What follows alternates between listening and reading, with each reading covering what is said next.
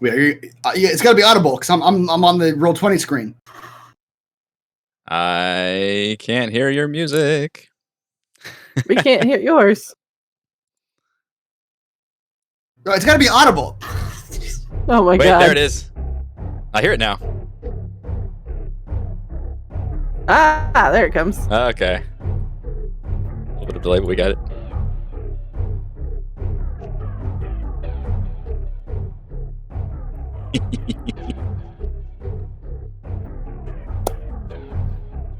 Love it. Hello, everyone. Eric Watson here, freelance writer, player of games, writer of words, recorder of videos, and tabletop role-playing aficionado. Welcome to our weekly Dungeons & Dragons 5th edition online role-playing adventures. I am joined, as always, by my good friends, Chris. Just Chris You had for to now. audibly count down because I was on the Roll20 page. Okay. I did not see whatever you were doing with your hands. My bad. Heather. Hello.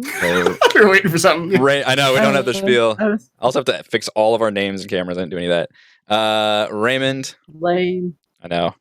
We only planned this for like 10 days. Is somewhere.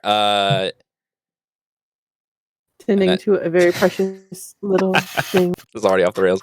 We stream our sessions live on YouTube every Friday evening. This is why you have dress rehearsals.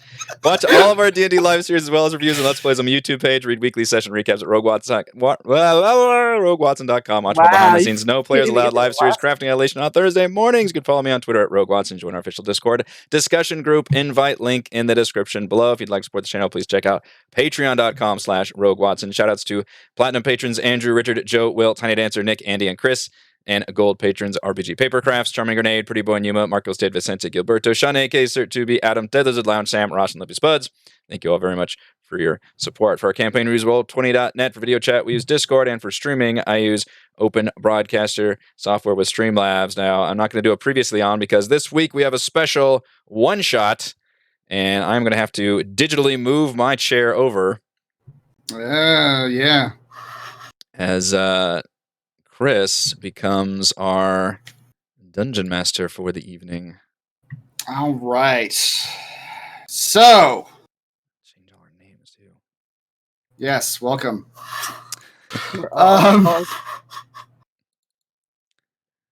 Jump right into it. Scarlet, the Paladin. Oh, shit. How do you spell your name? 2 T's or 1 T? 1. 1 T.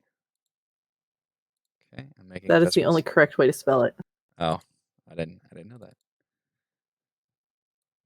Go ahead. Sorry, I'm doing the behind the scenes, not so the behind Paladin. the scenes. And Falafel the Bard. You've been traveling since you left behind the Blind Palace, looking for more adventuring work.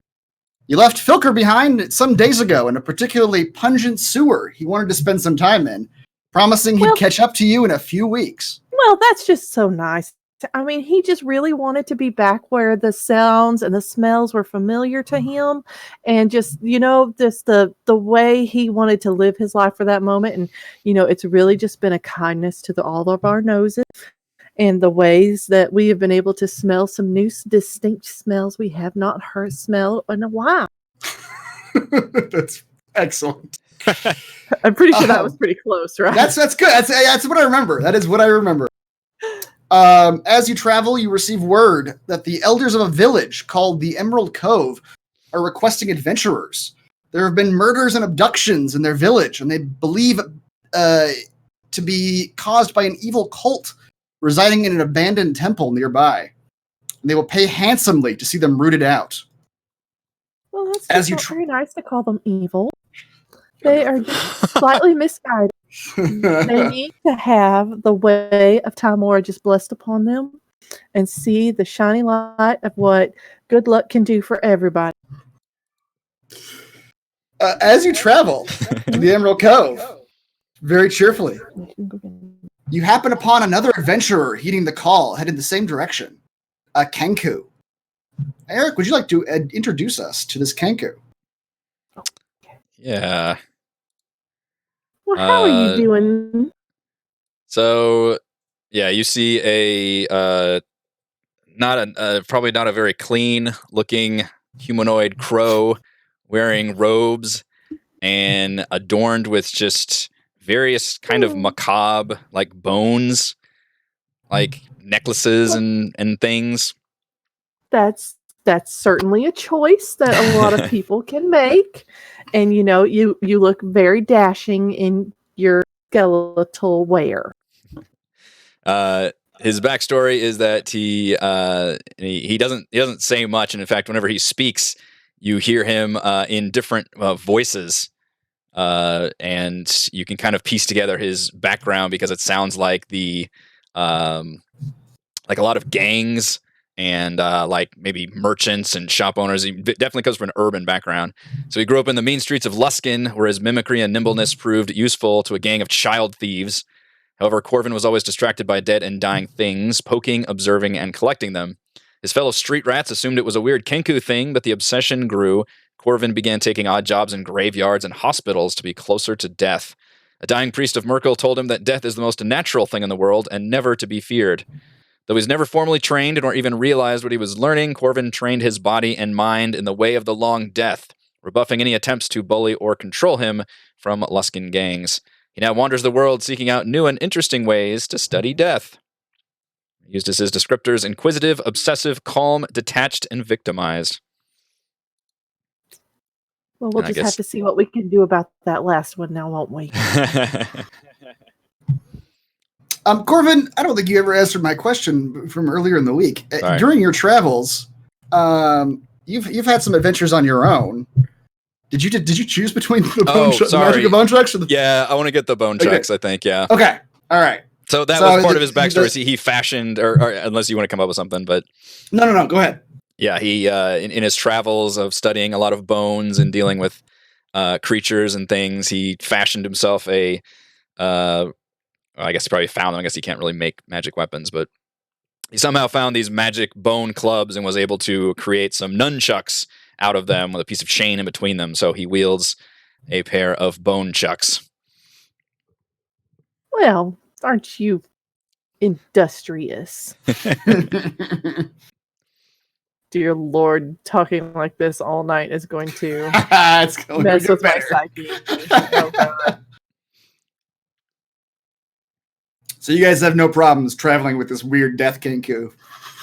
Well, I mean, everyone has their little quirks. And, I mean, we did travel with Filker for quite some time, and the way he smelled. And, I mean, it's not much different because this gentleman here has got the same kind of scent coming off of him, and it's a little disturbing. But we will all persevere on, and we were going to just do our best, and we're going to get there, and we're going to help these nice, slightly confused individuals find the way of Timora. Corvin opens his mouth, and you hear the sound of an old man's voice says, "Do not fear death now, Corvin." He looks at you while he says that. Well, that's just interesting. Hopefully gives me something interesting to sing about. That's right. That's right. I'm here to tell the tales and to make myself a famous bard. But I need someone interesting to sing about. Well, you know, this friendly little bird man here, he can definitely provide some interesting chorus material for your songs. I sure hope so. That last Filker was a dud.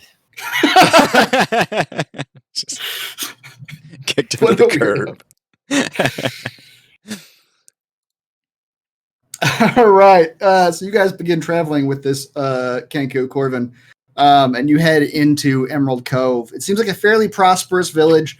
As pretty much as soon as you get there, the villagers recognize you as adventurers and recognize why you're there, and they escort you to the tavern where the elders are gathered. And they bring you into what looks to be a tavern called the Bleeding Crow Tavern.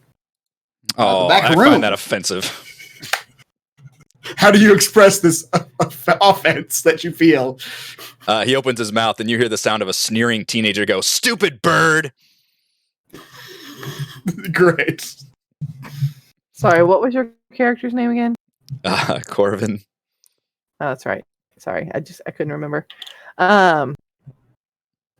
And Scarlet Cone, you just tap you kind of what should be your shoulder. Don't you worry now. And I'm sure they didn't mean any of your people, and it's probably just a euphemism of some kind. And we'll go in and we'll explain the situation and how they are not taking into consideration the feelings of the. You said you were a kinku, and to get you well taken care of and make sure that you feel comfortable while you're here. Corvin sighs. The back room of the Bleeding Crow Tavern smells of stale beer and old smoke. Lanterns hung at intervals along the walls provide muddy illumination, as there are no windows to let in either light or fresh air. Two ancient villagers studying you from across a large wooden table. A man nursing a tankard of ale and a woman who occasionally sips from a goblet of wine. They motion for you to sit. Well, that's just so polite of you to invite us to sit down after inviting us here. We just so appreciate that. The man looks like an angry old man. He introduces himself as Tanner Kelt. And the woman, who's slightly nicer dressed, she seems more put together. She introduces herself as Lady Beston. And they begin explaining the situation to you as you sit down. The man, Tanner Kelt begins. He says, at first it was just our young folk. You would find them killed, hacked to pieces. When it became a pattern, we tried to protect them, keep them inside after dark. But you know, teenagers think they'll live forever. When it got worse, the parents and whoever else. Forever.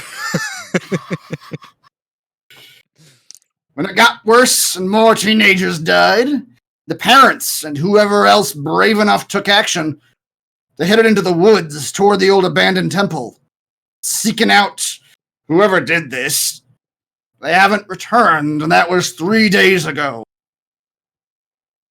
He slams his tankard of ale on the table. That's why you're here, right? To help us get our folks back and root out whoever's in this temple.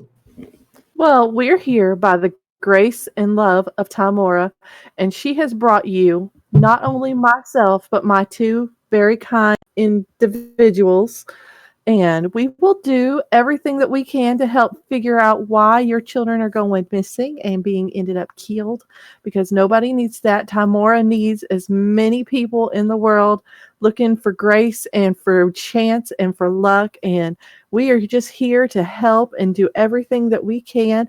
Now, I do understand that you said that some people went off into the woods and looking for what's going on. But first, can we talk about the name of this bar? Because you're making my travel companion a little bit uncomfortable with the name of the bar. So we might need to talk about having that changed later on, so that way you're making everybody feel included. And this is a very inclusive area. So that way it will bring more luck to your area. I'm sure Tamora would bless you on that. The two elders kind of stare at you slack-jawed for like a solid 10 seconds.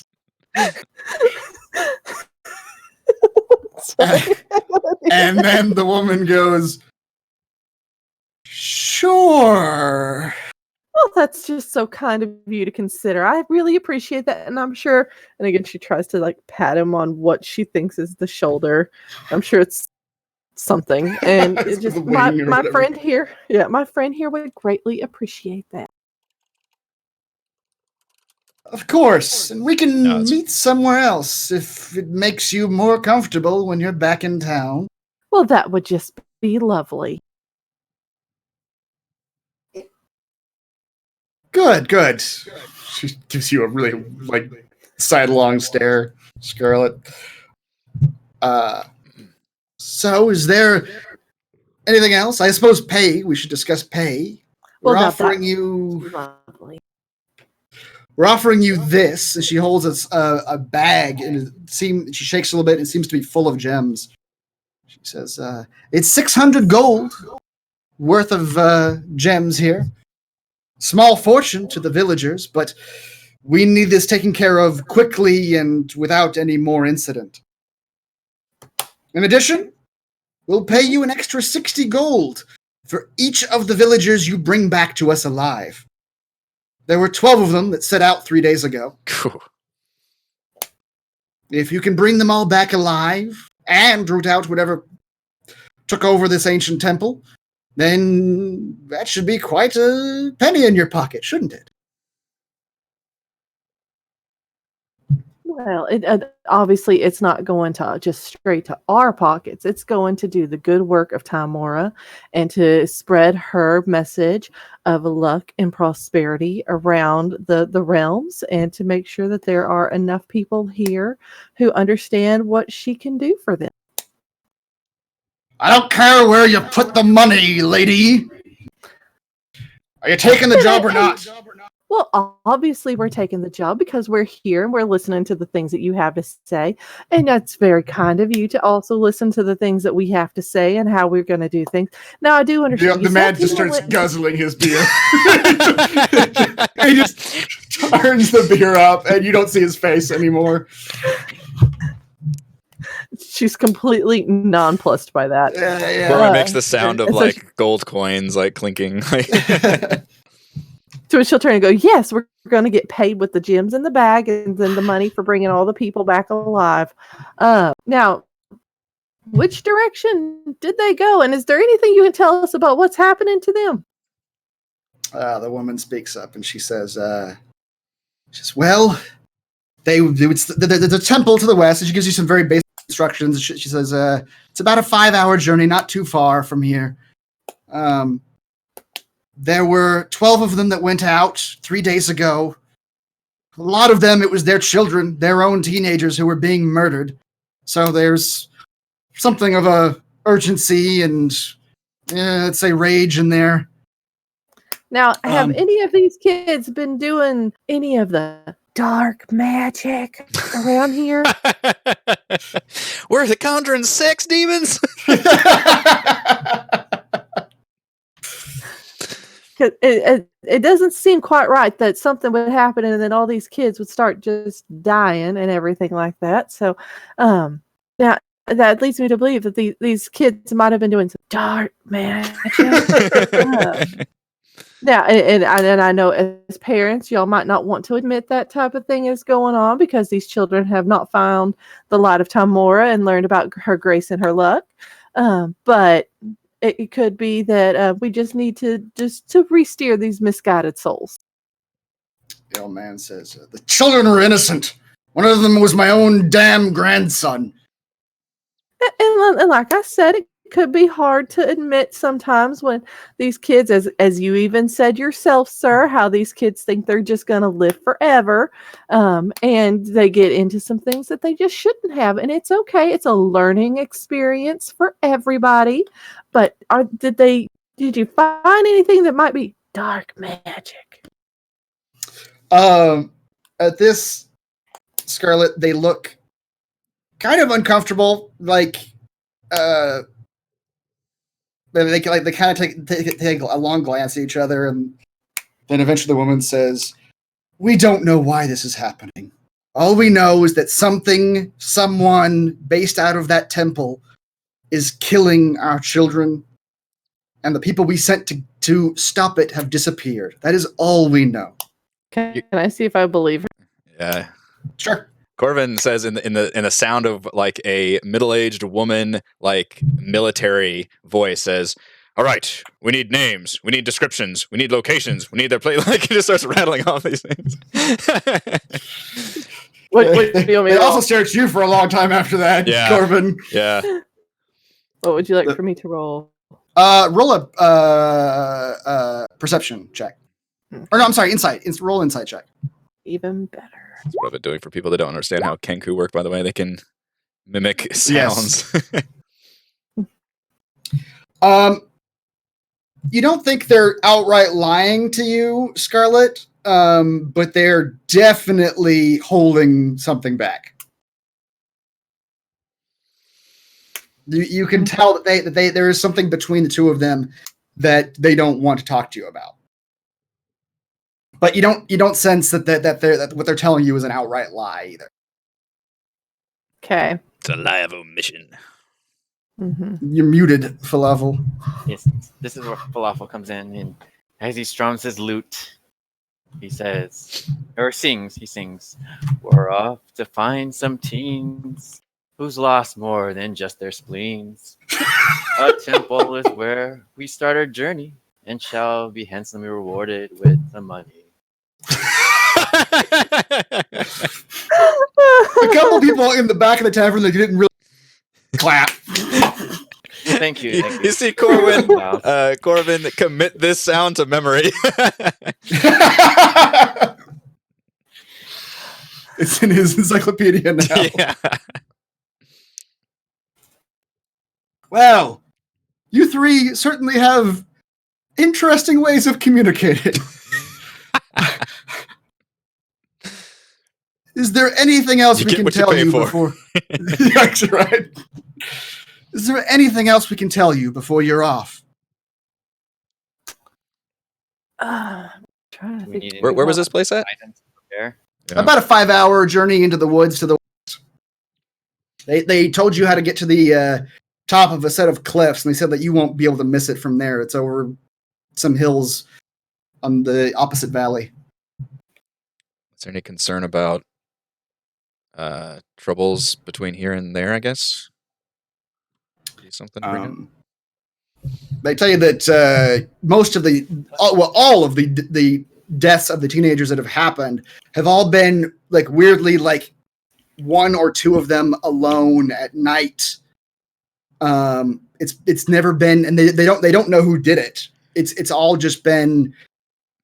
They find like body parts the next day, like splatters of blood and a hand, and you just. Ooh. Corbin's very interested in this now. But they don't think that you traveling during the day and the three of you well armored or well armed, they don't suspect you. As far as they know, they don't suspect you'll have any trouble. But then again, 12 of their villagers just went out to get revenge and they disappeared. So who knows? That is a lot. Well, I guess we will have to go ahead and get started and see what we can find as to what is causing the destruction of the young people of this fun society here. And hopefully, and she'll say this like with a meaningful glance, since she kind of knows like there's something that they're keeping from her, there won't be any surprises as we go about our business. And she will literally just kind of stare at them, but she won't blink. So it's that like unnerving stare, but it's not rude, but it's not. The woman matches your stare, and the man after a little while does that again. He just starts chugging his beer, and just you lose sight of him, and he's dismissed you at this point. Mm-hmm. She holds the woman's stare. Now it's a staring contest to see. Roll a Constitution check. Yeah. One level of exhaustion, please. That's right. Your eyes dry out. 20.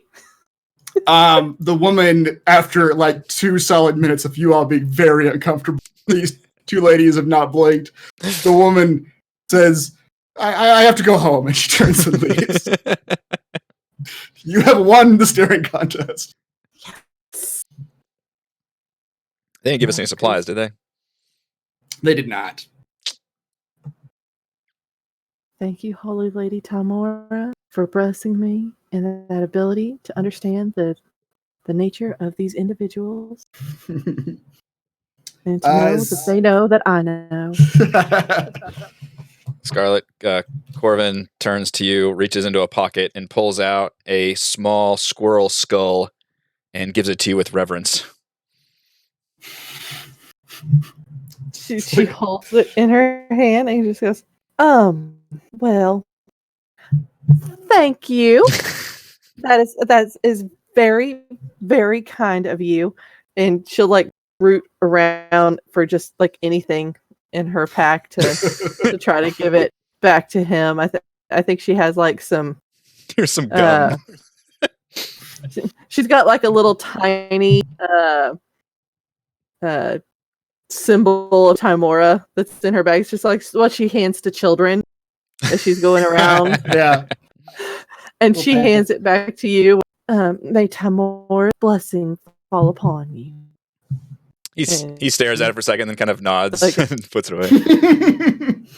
And she tries to give it to He enjoys that. you. I now have a squirrel skull. Cherish it. She reverently packs it in her bag so that way it seems like she will not try to throw it off a cliff the first chance she gets it.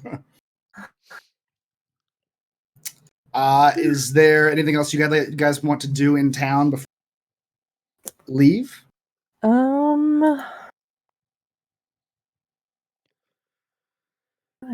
I'm looking through my thing because I haven't done this in a while. I can't afford anything. I got level 1 money.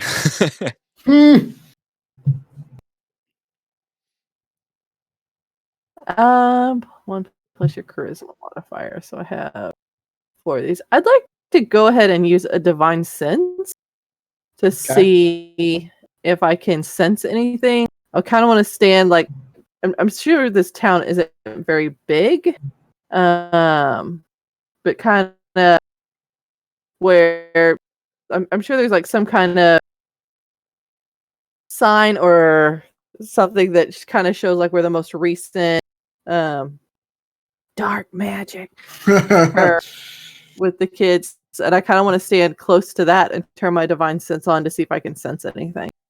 All right. Yeah, there's a spot behind some houses, and the last teenage victim was killed. All right, you do your divine sense, and you sense nothing. It is just a bit of woods out behind a house, basically. And you sense nothing weird in the area. As you go to return, and once you join up your fellows, you hear a voice call out to you, and you turn around, and it seems like this old drunk man looks like he's been following you maybe for just a little while, just maybe since you went out to behind these houses. He goes, they didn't tell you, did they? Now tell us what. They didn't tell you about the madam. The man is very drunk. The madam? Madam Horvies. Ooh, there's a brothel in here somewhere. Madam Horvies. She used to run an alchemy shop up the way. They didn't tell you what happened to her, did they? They didn't tell you why all this shit is happening to us. Well, why don't you just enlighten us, my good? And wobbles a bit. Hey, I'll tell you the story. Madam Horvies, she got obsessed with the temple, the old abandoned temple. They doing all evilness and blood magic and raising the dead. Dark magic, she say. I'm not going to live this one down this time. Corbin immediately repeats Scarlet in your exact voice and says, "Dark magic."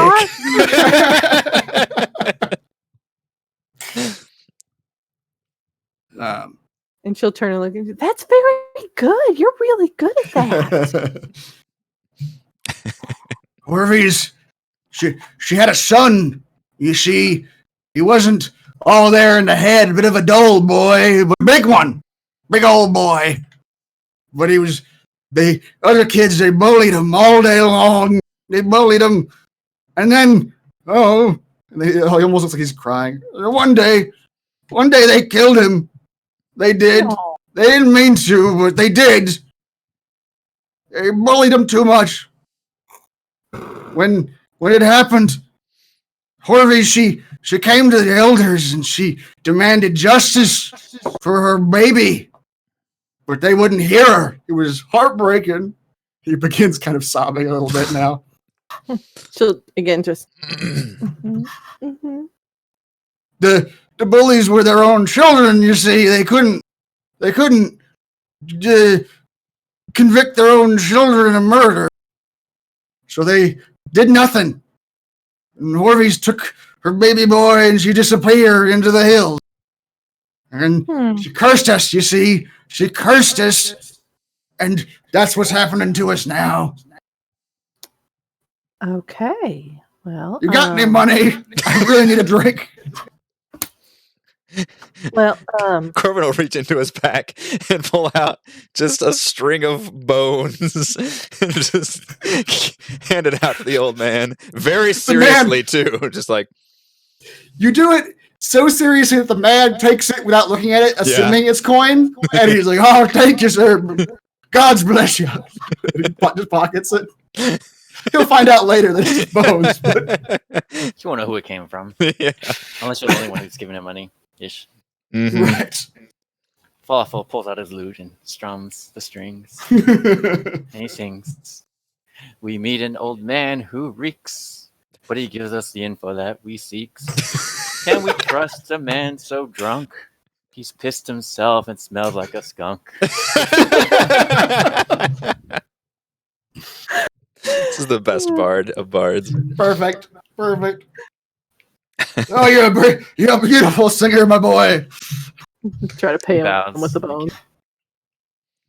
He tries to hug you, Falafel, and just sort of falls into you. Probably doesn't help that Falafel took a step back at that moment. Yeah, he just- Face plants. Scarlet would reach out and try to like steady him and be like, okay, well, I'm gonna turn you to the bar, and she'll like stick 2 coins in his pocket while she's doing that. And okay. the same one he put the bones in that she tries to sneak it into.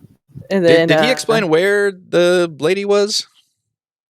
He Yeah, said that the- she the disappeared. She just took off once the he said that once the elders refused to convict the bully children, that she took off.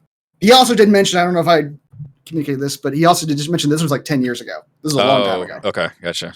as Scarlet is helping this nice fine gentleman to the local drinking establishment, she'll ask him, how did this very kind woman's son end up being murdered by these children? What did they do? And at this point, he is crying. He is like tears are falling onto your. Oh man. They drowned him. They pushed him in the lake. They thought it was funny, but he couldn't swim. They didn't know. And was he related to you by chance? No, I just don't like to see tragedies happen. Well, that's so very kind of you. And she'll give him a little handkerchief. Again, it's like one she would hand out to children, like to the little girls, and she'd give the little boys little figurine things. And it has the symbol of Timora on it, and says, "Timora's blessing of luck will be upon you." He very gladly takes it and dabs his eyes. As he leaves you and goes into the bar, you see him immediately start trying to sell this handkerchief to the bartender. And that's Timora's luck trying to flop around.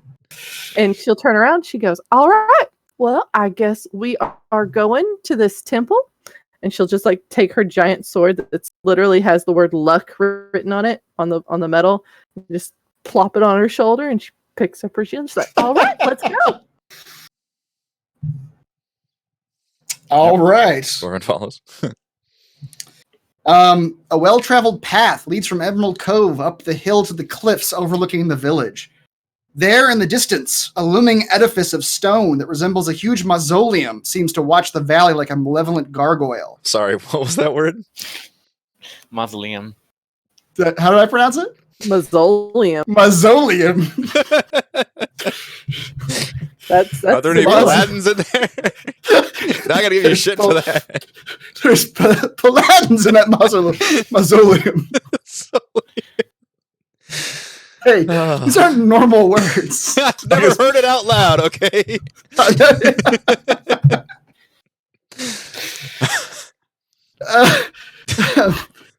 Whatever it is, it seems to watch the valley like a malevolent. I've ruined into the ambiance. It's like Pet Cemetery where it's written in like a child's handwriting. It's like That's Mausoleum. Mausoleum. The Z. Lord. The final approach to the temple is a cobblestone trail that cuts and winds through trees, eventually being completely overgrown by grass.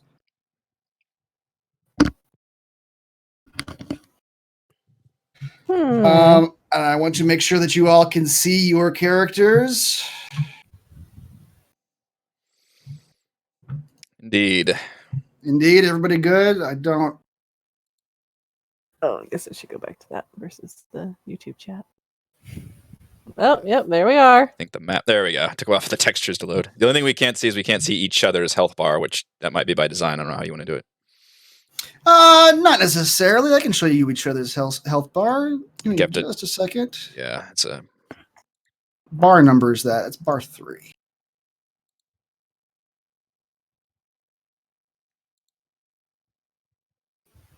I love that Raymond's picture still looks like just like a God, it looks like a drunk Charlie Sheen.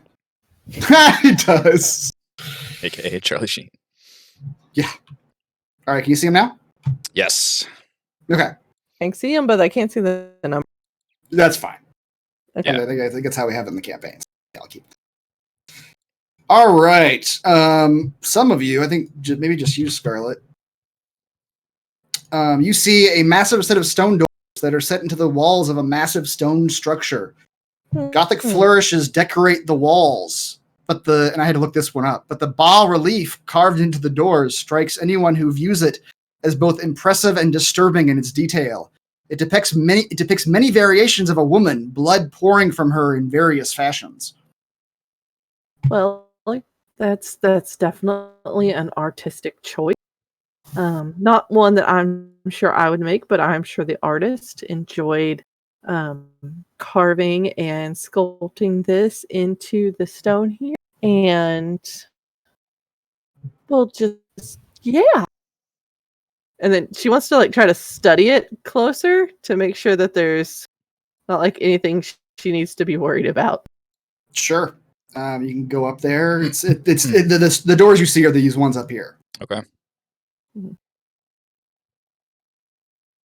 I don't want to go too. Yeah, I'll let the lady with the armor go first. Mm-hmm. And she will do perception checks or whatever. She's going up to make sure she's not about to walk into some kind of giant explosion. Sure. From there, give me a perception check. Okay. What's your perception like? No, it's okay. Not great. It is a stone door of stone doors. All right, well, let's just go. Coast is clear. She'll just go. When you get up next to it, you can actually see clearer than you could 10 feet away. There is a large lock in the center of the door. Well, that's just not friendly. Does it look like it's intact, or it does look intact? It's part of the door. It's a stone door. It's got like an overlay of one side onto another, and that lock hole. Okay. Surrounding area, is this kind of normal forest life, or is it really quiet and creepy? It is oddly it's forest life, but it is quiet and creepy. As you've gone farther into this forest, you don't notice until you start thinking about it, like you are right now. Mm-hmm. There's no birds. It's very murky out here in the forest. It's a generally creepy atmosphere. I think Corbin prefers the urban environment, so especially quiet woods would probably be slightly unnerving. Right. Okay, so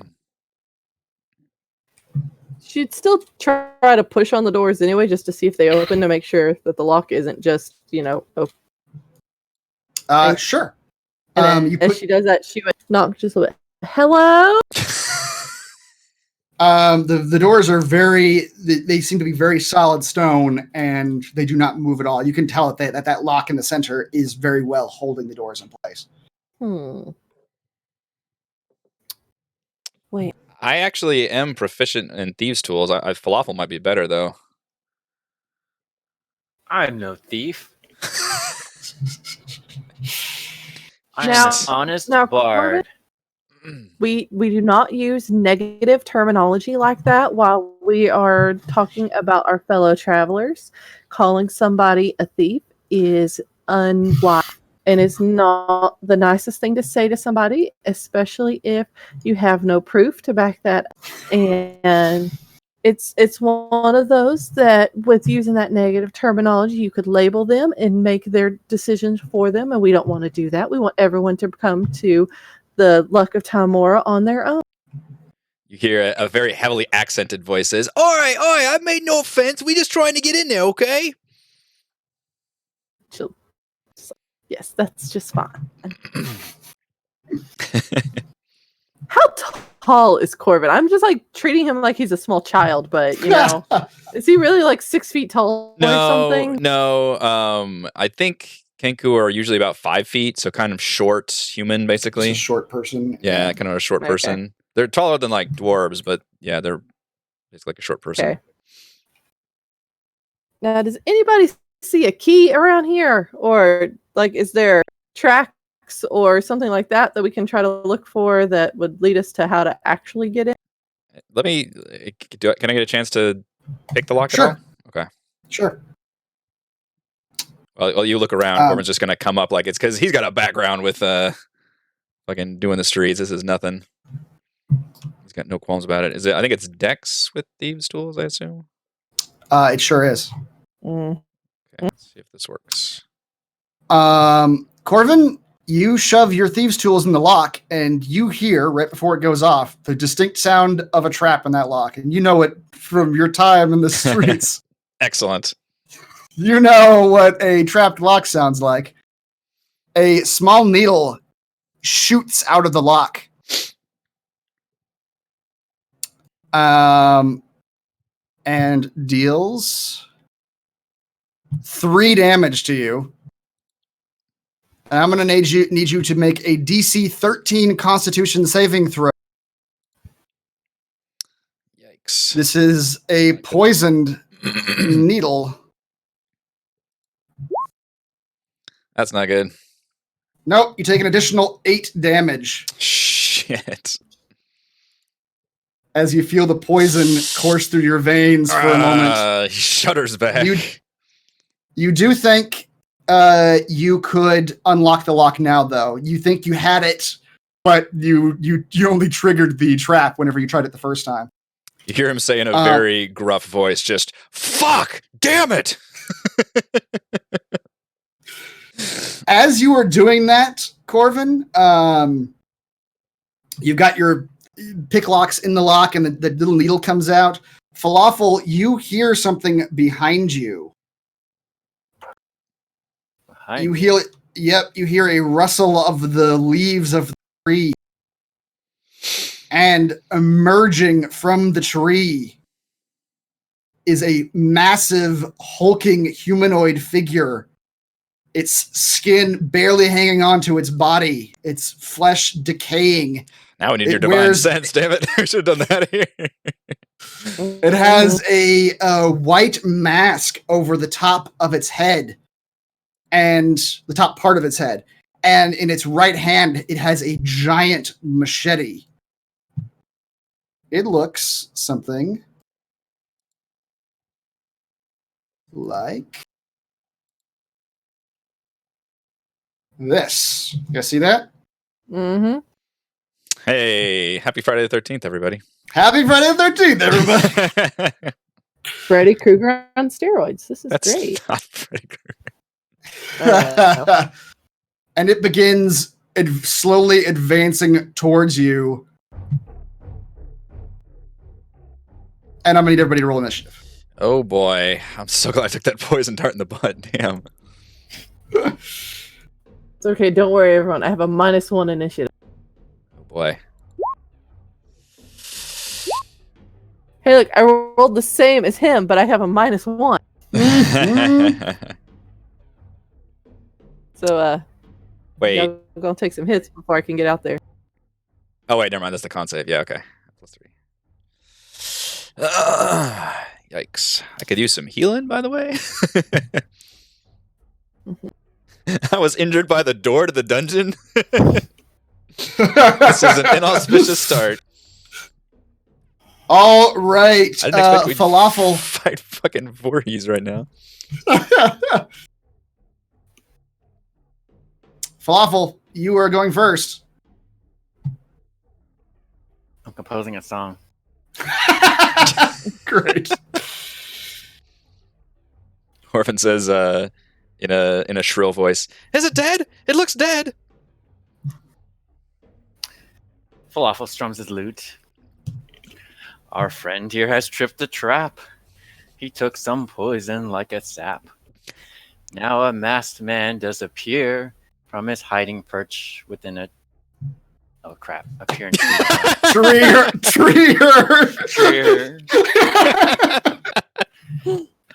from his hiding perch at our rear. There you go. Yeah.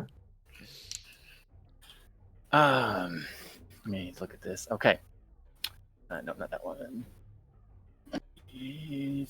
With this song, he casts Calm Emotions. You attempt to suppress strong emotions in a group of people. Each humanoid must make a charisma saving throw. And if it fails, I'm going to use option number 2. You can make a target indifferent about creatures of your choice that it is hostile towards. Interesting. So the spell save DC is 14.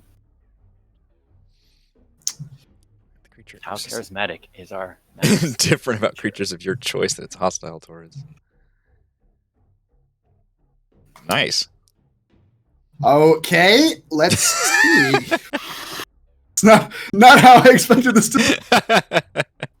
He's a very friendly bard. What is it? A DC what charisma? Yeah, it's a charisma saving throw, and my DC save is a 14. Is it a humanoid? It is a humanoid. Okay. Does it Or say I'm that? sorry. Actually, you know what? No, it's not. Sorry. Which Falafel, I'll let you sort of make take a look at this thing before you cast the spell to sort of try to figure this out. Or I wasn't kidding when I said it looks dead. Yeah. Got you. All right. It's actually a walking corpse.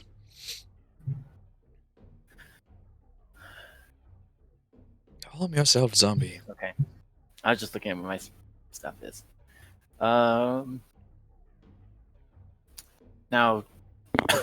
our tank is Scarlet. Yep. She's going last.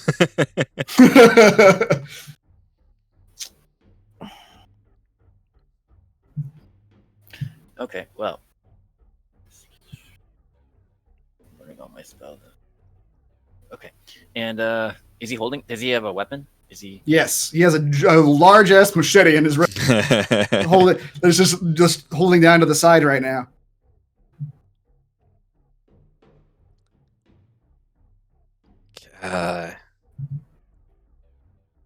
But he's advancing on us, like He is with hostile intention. He very much is. Okay. He's just very calmly, just no emotion, like. Okay, we all know Fairy Fire. Mm-hmm. Light his ass up. Yeah. I'm gonna light him up. Okay, which I've got the There we graphic. go. You don't need it. You don't need it, but in case. Dexterity. Dexterity saving throw. All right, dex saving throw. What? Wow. That dude doesn't look very dexterous. No, Just he's rolled not. really It's a +1. Jeez. Well, that was my turn. Flavel's gonna go leap, and he's gonna run back, and I'll support you from here. Corbin. Corbin's not doing so hot, but he is itching to use his new bone chucks. So he is going to. Can I run through this? What is the square? That's fairy fire. It's gone. It's just the spell. Okay. He's got a movement speed of 40, so he's going to go 5, 10, 15, 20. And he is going to attack with his bone chucks.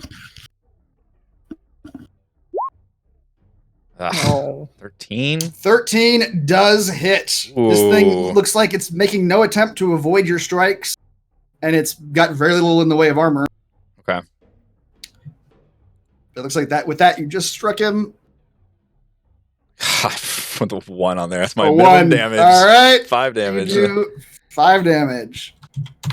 And then because he took a nasty blow from the poison dart, he is going to use a key point to step on the step of the wind and use a bonus action to disengage and run immediately back to the tank.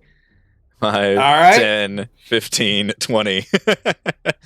Run up, whack him, and then run back. And look pensively at Scarlet. She'll just smile politely. We all have to wait our turn. Scarlet, the thing in front of you begins advancing, and as it gets within 10 feet of you, it raises its machete over its head, and it comes up to you and attempts to bring it down on. What, 12 hit? No. No. Okay. He brings it down, clangs off your shoulder. That's armor. Cute. But then his other arm, his left arm. He's got 2 arms?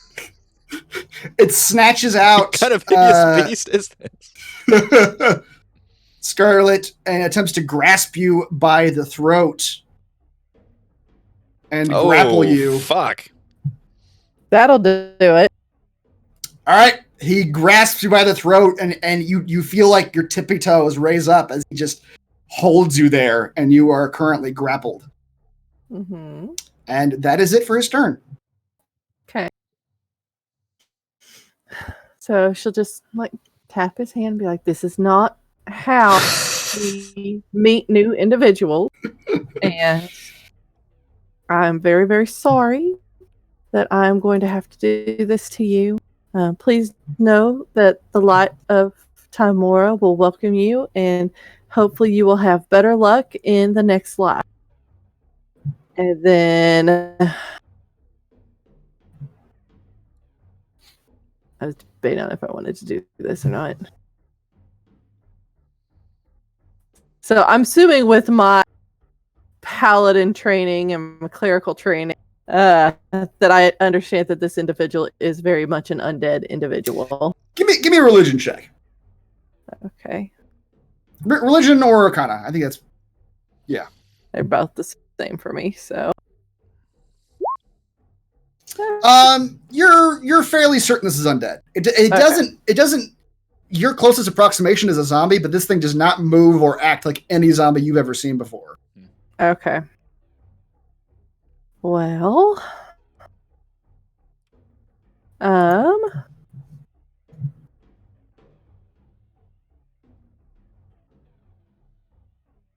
really wish I would have gotten to go before him. That's okay. So she will then just, as she's standing on her little tippy toes and just giving him the what for picking people up when they didn't ask to be. And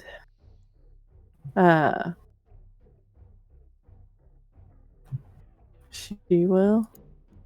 Oh, that's bad. I rolled a 2. Mm-hmm. That's real bad. Wow, yeah, that will not hit. You No, that's throttling real bad. you. Your sword just sort of flails. I'm still taking guard a little bit and just kind of just looking at that, going, okay, well, this is an option, and trying to see if I have a bonus action thing I can do. Mm. Give me just a second. You said I did actually pick the lock whenever I set the trap off? No, you didn't, but you were fairly certain you had it. But when you put your locks in there, you were fairly certain that you had that lock, but instead you just tripped the trap. Okay.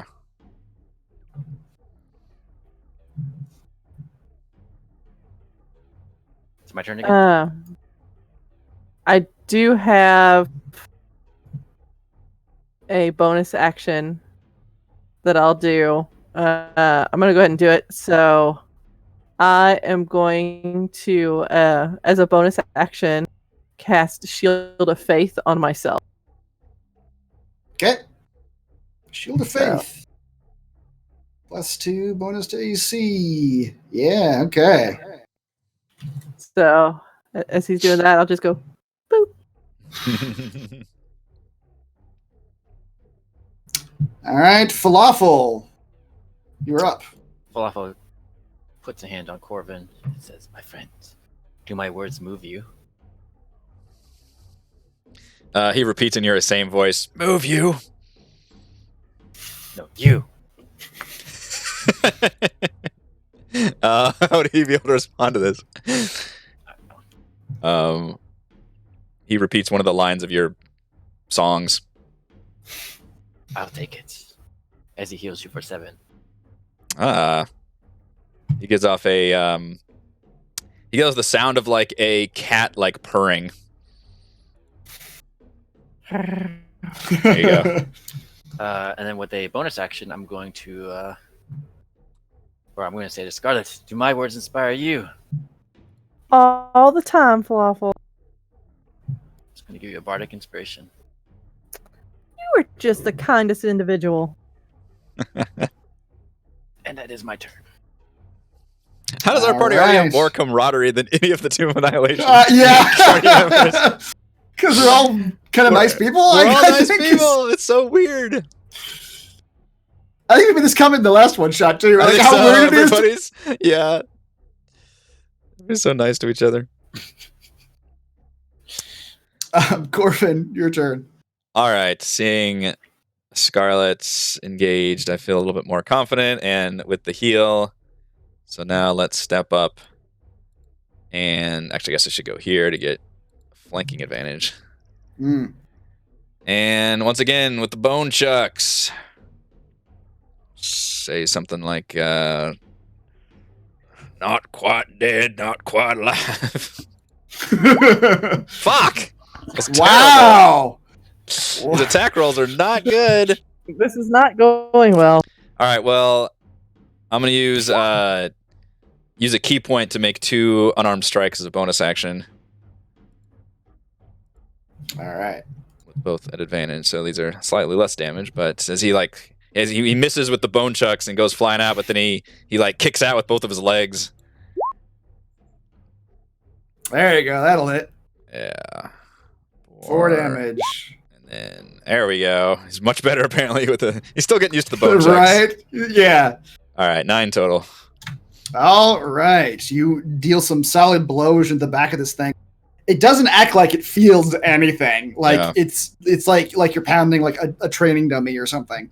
But you can see that you're doing damage to it, breaking it apart. Scarlet, the figure that has you grasped in its hands is going to pull you close to its face, and you stare into where the eyes should be behind the mask, and you see nothing but the void of terror. Oh no. And I'm going to need you to make a DC 13 wisdom saving throw. Okay. I don't want the void, fellas.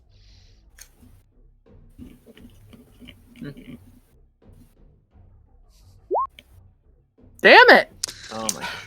You have a dice. Oh yeah, use the bardic inspiration. Yeah. What's that? Which one is it? Let's see here. Was it a D4? Actually, I don't think I told you. I had to look at it real quick. Okay. A D6. Depends on your D6. level. Yeah. Okay. It's a D6. Yeah.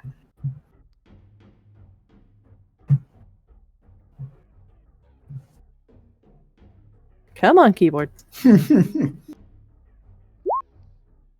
13. Wow. Oh man! All right, You needed every Scarlet, bit of that inspiration. you were almost washed into the depths of terror of this creature standing before you, but you remember Fluffle's words to you.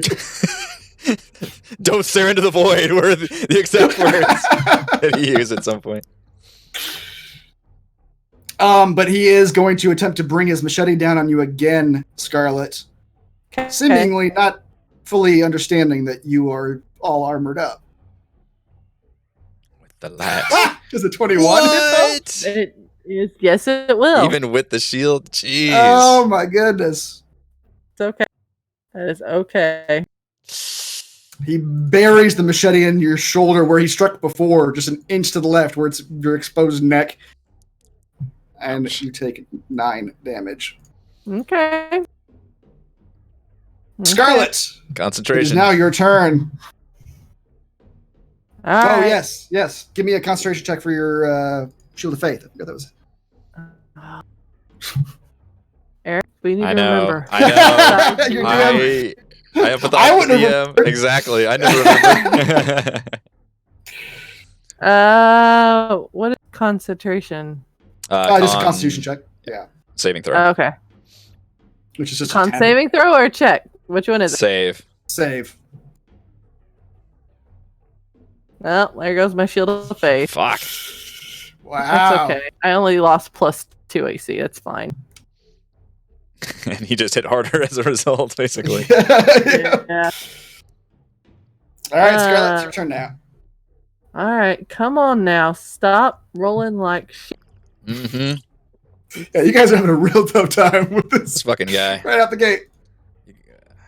Hope you're happy with yourself, Chris. It's Oh wait, I die get outside. an advantage because of flanking. So hang You on. sure Right. do. And you should take it. These rolls. Oh my goodness. 14 does hit. Oh, thank God. All right, so there'll be this plus a divine smite Hell yeah. for undead, plus another 8, and then as a bonus action, I will my prayer empowers my divine radiance until the spell ends. My weapon attacks deal an extra 1d4 radiant damage. So we'll do that for divine favor. So I'll roll a /roll 1d4. You lost your whole concentration spell, so just throw up a new one. Mm-hmm. So I know how another paladins 1, so work. 9, 10, 11, 12, 13, 14. All Jesus, right, it's Scarlet. just a light show coming out of her. Yeah, you just plunge that longsword into him and it burns with radiant light. It looks like you do a ton of damage to him. And he is literally giving you no reaction. His hand is still on your throat, but there is almost nothing left of this body Mhm. as it still grips you. Falafel. Falafel says, "My ugly Jason wannabe, I have no inspiration for you." Oh, that was the vicious mockery. Vicious mockery. Shoot, just 1 damage, huh? But D4? you must make wisdom saving throw or take 1d4 psychic damage and have disadvantage on the next attack roll it makes. Okay. What? He's got I mean, 2 20s on different checks and saves. Jeez. Well, he does take 1 damage. Now there is. You succeeded. So, Oh, I succeeded, so I don't take the Yeah, 1 nothing damage. happens. well, I think it's a cantrip, right? Okay. Yeah. yeah, it's a cantrip. I know exactly. She understands. Mm-hmm. Well, Corvin, my friend, it's up to you. Daddy missed a spell. All right, let's take this asshole down. That's exactly what Corvin says, by the way. Just enough. Let's take this asshole down. Bone chucks with advantage for flanking. I thought I clicked it. There it There goes. you go. All right. Strikes him. 10 damage. That's my max damage. You strike him right in the back of the neck, and you hear the neck snap. Gives you no reaction, but his whole form just crumbles. Ooh. So I get to do my Touch of Death. I can extract vitality from another creature as it nears its demise. When you reduce a creature within 5 feet of you to 0 hit points, you gain temporary hit points equal to your Wisdom modifier plus your Monk level. Yeah, and you got the formula already in there. I do. All right. So I get vitality from... As you get vitality from this creature, Corvin, you feel disgusted. Like this is unnatural vitality, not true life. Yeah. But you still get it. Yeah.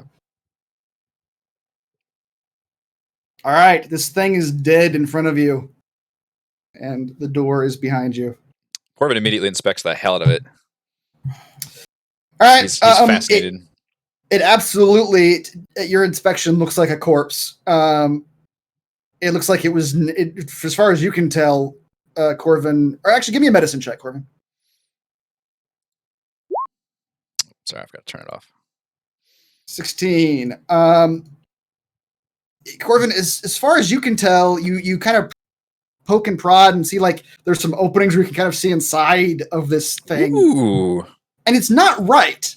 As far as you can tell, this thing was never alive. It doesn't look like it's a human body that's decaying. It looks like this is its natural state. Like it was assembled?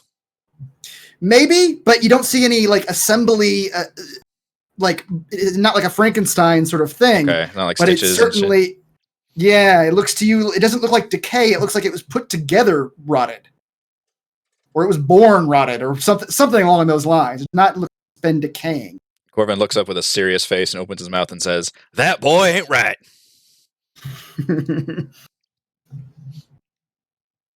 But otherwise, the machete and the helmet or the mask just seem to be like junk. They're both metal, but they don't seem to. They're just scraps of metal. They feel pretty good to me. Yeah. As he's checking it out, Scarlett's just like dusting herself off. As she's doing that, she gives herself some hit points back. Use my lay on hand.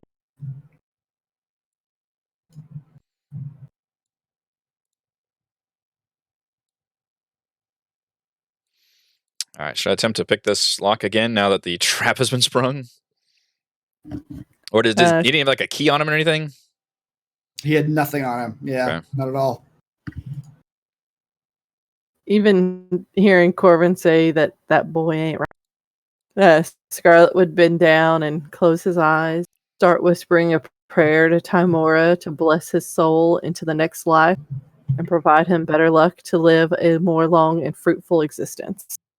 She doesn't care if he has a soul or not. She's just going to do it because that's what she's been taught. All right. You say your prayer, and as you finish your prayer, Scarlet, you hear the stone doors sliding open. As soon as you pick that lock, Corvin, the doors just seem to just gently open. And bones. So many bones. Yeah, there's a pile of bones. A small vestibule here. Vegetable. Yep. Small vegetable. Vegetables in the mausoleum. How did you even mausoleum? There's a vegetable in the mausoleum. The mausoleum, that's right.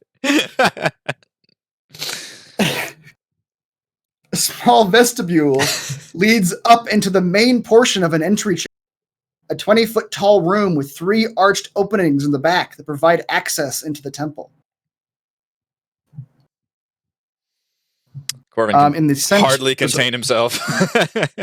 In the center of this room is a large pile of bones and trash. From here, you think it's trash, but it's just like items. There's just stuff on top of bones and here. I'm gonna start stepping through. He's really like curious at inspecting this bone pile. Okay. What is your passive perception, Corbin? It is a 13. Okay. When you get about there, Corvin, you notice that the bones are moving. At first it's a little startling, like you think like the bones are moving. But as you get closer to it, you see that the bones are piled on top of something that's moving. It is a large pile of bones and items. You see a bunch you see like clothes, you see like a piece of armor, a piece of leather armor. You see just stuff piled up in this thing. Corbin repeats in the same voice as the person who gave us the quest about the 12 missing villagers or whatever. He just repeats that same line to like the party. Oh yeah. Does it look like there's 12 bodies there?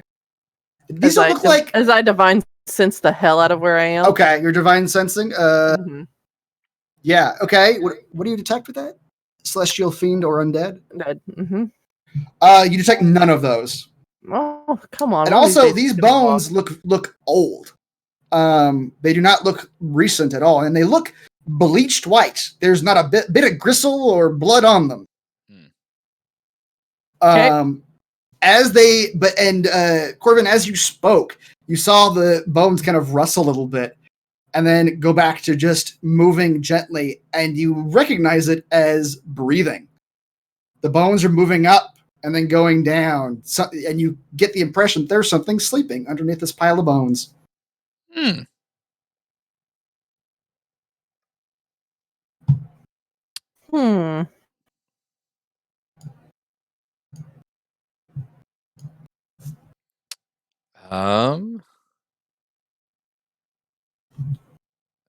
I guess can we try to perceive and see if we can tell what it is from here? Absolutely. I guess I'm close enough to do that too. Yeah, for sure. Give me perception checks. Oh my god, with the rolling. Yeah. You're distracted by the fact that it's a pile of bone stuff. Corvin. It's not holy. It is not holy. You see a couple things, Corvin, with that roll. You see amidst the bones and items, weapons that there seem to be just thrown in a pile here. You see through them just little bits and little tiny holes here and there. You see what look to be like purple scales very gently moving underneath this stuff. And you can pretty well assume, based on the way you hear the breathing and the way the scales are moving, that whatever this is, sleep. Okay. You also Corbin makes the universal sign for like quiet to the other party members. You also notice sitting right on top of a old piece of leather armor, what looks like a pale blue gem. It looks pretty large. And it's just kind of sitting there. You are a crow, and crows collect shiny things. I do like shiny. I like the bones too. I like all these things. I mean, I could try to stealth over there. My stealth's actually not too bad. I grew up as a thief on the streets. Yeah, give me a stealth check. All right, I'll try to stealth, I guess, closer to get within reach of that and see if there's anything else that's worth picking up. Because he's probably going to want a couple of those bones too. Okay. Hell yeah. Yeah, you get right up next to it. And it seems pretty fast asleep. No problems here. And you see that little gem, and you're fairly certain that to grab it or any bones, you're going to have to do it very daintily. So I'm going to need you to make a sleight of hand check if you want to try to grab anything off of this bone pile. 11. You pick the gem right off the top of that armor, and it seems like it's a really easy get. Like you just pick it up, and there's no problems, and you don't rustle anything.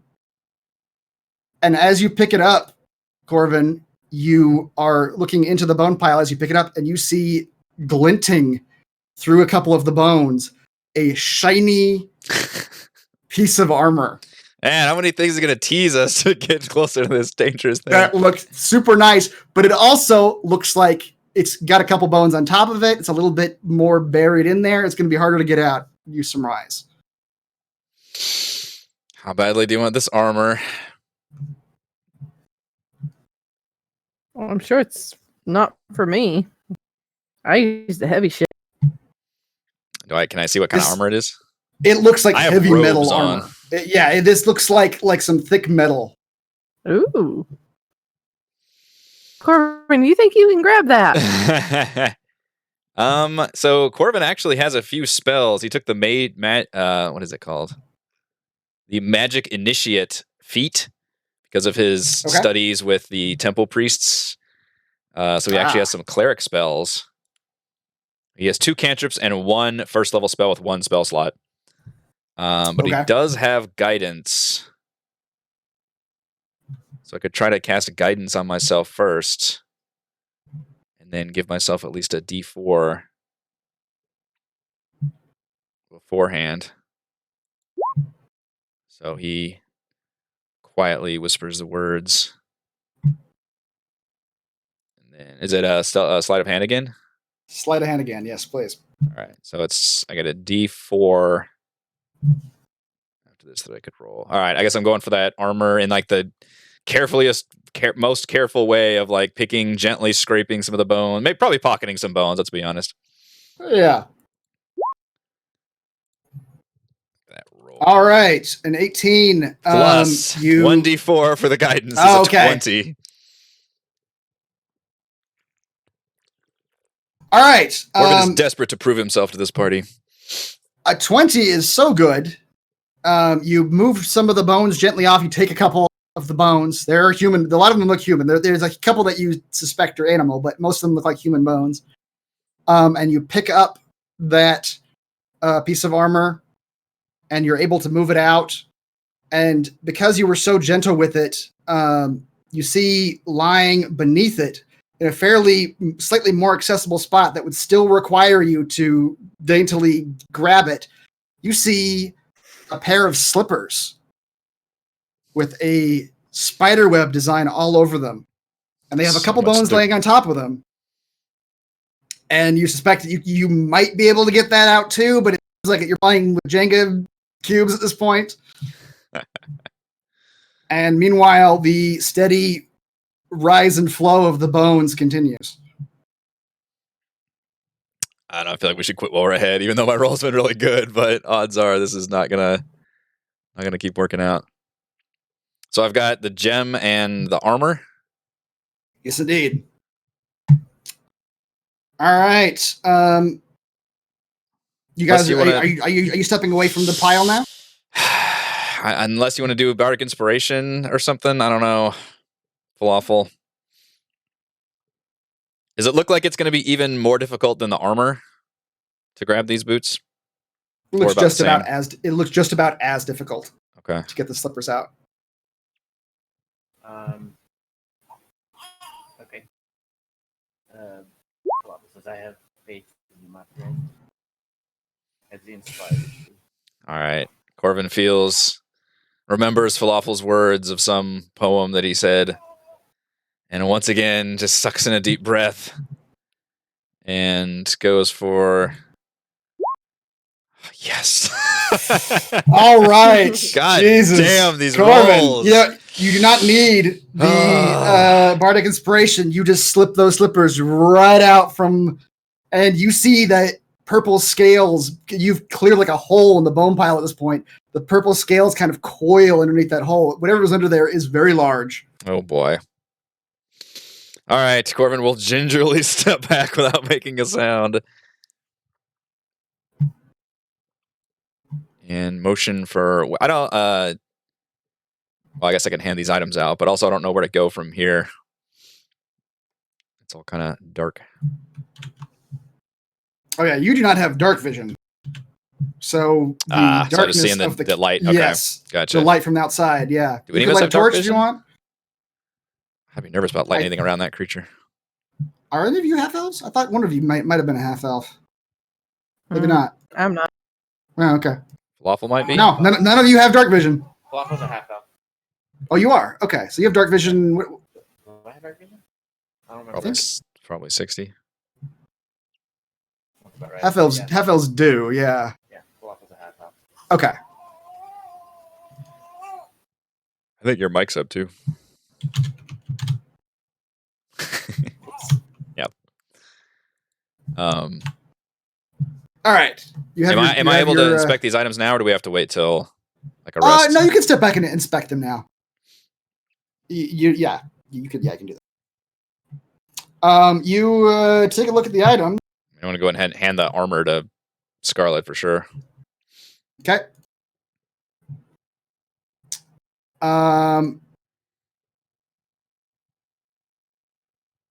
Scarlet, you look at this armor and you recognize the metal. This is adamantine. This is an adamantine splint mail. Suda is reinforced with adamantine, one of the hardest substances in existence. Any hit against you.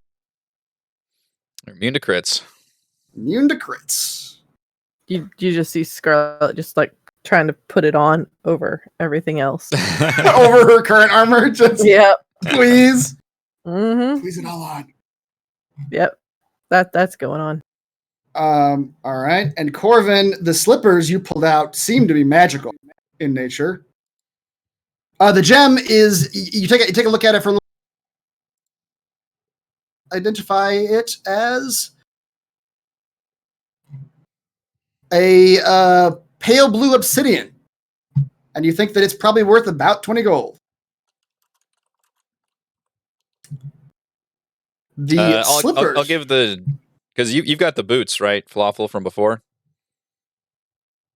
All right, I'll give you the gem, and I'll take the slippers. You spend some time looking at these slippers, and you realize that they are, in fact, magical. They are slippers with spider climbing. While you wear these light shoes, you can move up, down, and across vertical surfaces and upside down along sea, leaving your hands free. You have a climbing speed equal to your walking speed. However, the slippers don't allow you to move this way on a slippery surface, such as one covered by ice or oil. Wow, climbing speed equal to my walking speed. I'm pretty fast, too. You're running up walls. Yep. That's pretty cool for a monk, actually. All right. This is already a fruitful adventure. Up to my armor class. Hell yeah, it is. All right, now you're presented with the entryway north. Falafel. Unless you guys want to light some light. You're gonna have to lead us. You're the only one that can. I don't feel good about having light around this creature. Let's try and get us out of this room. Falafel, you see 3 entryways ahead of you. Is a large procession that goes underneath an arch that has carved into the arch what looks like blood droplets that have been painted red. And to either side are simple wooden doors. All right. Follow my voice. Oh, don't speak very quiet. Need hand signals only. You dare tell a bard to be quiet? Singing is my life. Oh, God. In fact, I could break into a song right now. Rustle. No song. But I won't. Okay. All right. So he gestures, puts up a 1. He signals a door. He says big. And then 2. Either side. Small. Or just stares at you and like mimics clapping his hands like you're doing a bit or something. Forget it. And he just says, follow me as he walks towards the big door. All right. Assume that we follow him. I can't actually. Okay. He'll guide darkness, you. But what I want to have happen is we go through the door, close the door, then somebody turns on a light source. Okay. He will lead you up these stairs. And then if there's a good time for a break, that would be a good time for that also. Yes. Falafel, the central 10-foot wide corridor beneath the 15-foot high arch, double doors made of stone. Smaller stone doors separate the wide corridor from the eastern and western passages. Carvings on the double doors show the red goddess at the head of a blood procession, arms outstretched, welcoming supplicants and donors ripe with rich, warm blood. Lifelike paintings of even more donors packed tightly together and marching toward the doors decorate every inch of the walls, floor, and arched ceiling using perspective that makes everything seem to flow to the north. There is an indentation in the central door in a shape similar to an upside-down ankh. And Falafel, you look around for any sort of handle or seam or any way to open this central door, and you see nothing but this indentation of an ankh right in the center of it. It's an ankh. It's the It's like a cross looking thing with the little oval, Mhm. but this is upside down. An So upside down basically- version of it. Basically, it's like a recess for something to fill it up, You suspect so, yes. coming from the side doors. I think Well, I got left the side behind. doors are they do seem to have handles. Right, The central right. door. But is there like a like? Do we go to the side rooms, do something? I guess like will something flow from those rooms? To the Perhaps you're not sure. You're not certain, but the imagery that's decorating the wall seems to lead to the north. Yes. All right. Well, he's just gonna open this one to the. No, listen. He's gonna listen to the one on the right. All right. Yeah. Let's take a break here. Falafel, you go to listen to that door, and I'll tell you what you hear when we come back. Hear the sound of a dart coming to stab you in the throat. That's right. Falafel, you hear nothing, but we'll come back in a second. Damn it. I think I got left behind from everybody too. By the way, Coast is clear. Yeah, we haven't turned on turned on the light or gone through the door yet. Yeah. oh, okay.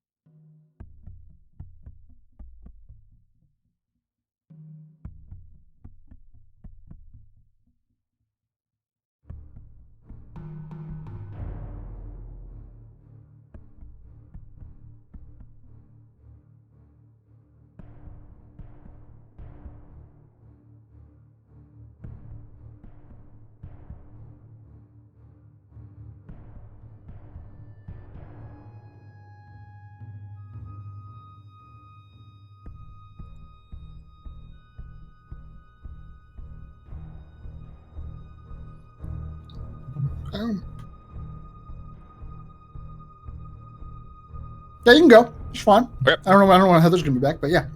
She's getting back. All right. We are back on. Back on. All right. Well, welcome back.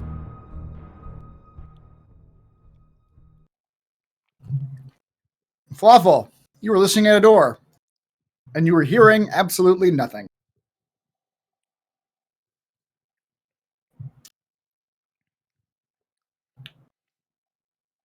Therefore, it must be safe to enter. Let's open the door. All right.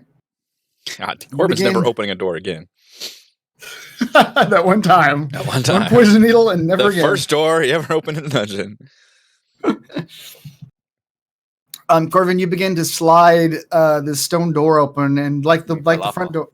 Yeah. I told you, I'm not opening no doors.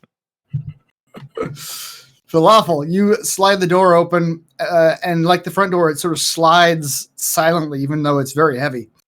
And as you begin to slide the door open, you begin to hear voices down a hallway. And it sounds like they're in an argument.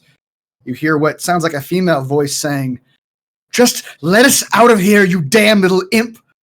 If you don't, I swear to gods, I will gut you myself." And then you hear a small, high-pitched voice go, "Yeah, maybe I let you out. Maybe I don't. Maybe I stab you. Maybe I won't." Okay.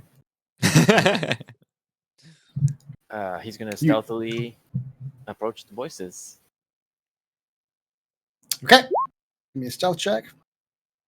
All right. He thinks he's stealthy. You think you're stealthy. He's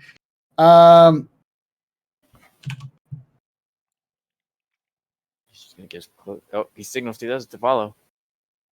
Yeah, assume we're following. Yes. Okay. You're following along. Were we able to shut the door behind us? You're not through the door yet. Oh, shoot. I'll bring you all through the door just so you can. Appreciate it. All right. Yeah, now you can shut the door behind you. Okay. I don't open doors, but I will shut them. Okay. Falafel, as you come in, though, you come into sight of the creature in question for just a brief moment. It looks like a small, like 3-foot tall, imp-like creature. But it's not as small as an imp, but it's currently running around in a manner that is herky-jerky and also faster than it should be, almost quicksilverish. It is hopping up and down from one leg to another, and it has a dagger in each hand. It's twirling them in its hands, and it seems to be cackling and taunting whoever the other voice is. It looks something like this. Falafel gestures that image to the others. Gestures that image.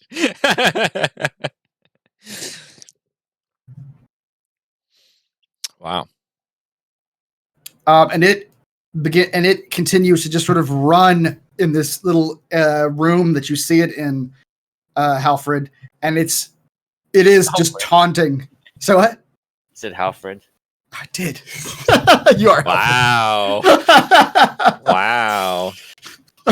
That's like deep brain memory right there. It's calling out the old days. Falafel. And it seems to just be running around this little room, and it does seem to be taunting whoever it is it's talking to. What do I know about imps? You don't necessarily know that this is an imp, but you can give me an Arcana check on this creature to see if you know anything about. Nope, you have no idea. For all you know, this is an imp, but imps aren't this big. Can I keep watching, or does he know I'm here? He does not know you're here yet. Does he seem like he's still talking to the other person? He does. It seems like they're in an argument. You hear the female voice calling from somewhere to the side of him, just continual threats and demands that he let her out, and he just keeps taunting her the same way he was, dancing around, flipping his daggers in his hands, promising to either stab her or help her. He just keeps laughing at whispers to Falafel and says, fight, sneak, flee. It's like a bullet point list of options. Gives him a thumbs up. And I'll do both. may I cast a spell? You sure?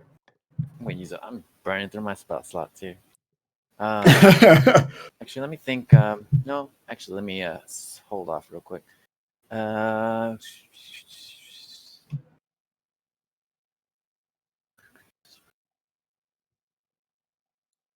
Range 30 feet. Okay. Okay. How is it a pretty small area, or is it? How high are the ceilings? The ceilings in here. The ceilings in here have lowered a little bit, about 15 feet in this hallway that you're in right now. You can not see the ceilings, though, right now. Garvin, you are with your non-dark vision in this dark hallway. Well, here's the fun thing. So if Scarlet hears someone asking for help, she is a paladin by nature. And while she is a chaotic good paladin, her tendencies lean towards more of the good side here. She's striking the match and turning the lantern on, and we're gonna go help some people. And this thing is gonna get a talking to about not being polite. Whatever you want to do, Falafel, do it now. Yeah. You hear Falafel behind you, match lighting away. What do you do? I'm gonna create a whisper. Whoops. Because I can kind of see a corridor kind of this way. Sure. And that's within 30 feet. I'm going to create a whisper that says, "Oh no, not this way." And then the sound of footsteps fading away from this point. Okay. And you're attempting to do this loud enough for him to hear? For the imp, right. For the imp, okay. And he does it like the sound of a small child. Because I can choose what sound it is. Okay. So small child sound, loud enough from here. It's like, "Oh no, not this way." And then footsteps running that fade away. All right. Falafel, you see that when you do that, you hear both the female voice and the voice of the creature stop, and then the creature begins dancing around farther forward. He goes, "Ha! What? What's with that? What that? One of you bleeders out of your cage? Maybe I need to bleed. No, just guard. Or, ooh." And he begins kind of heading down this hallway a little bit.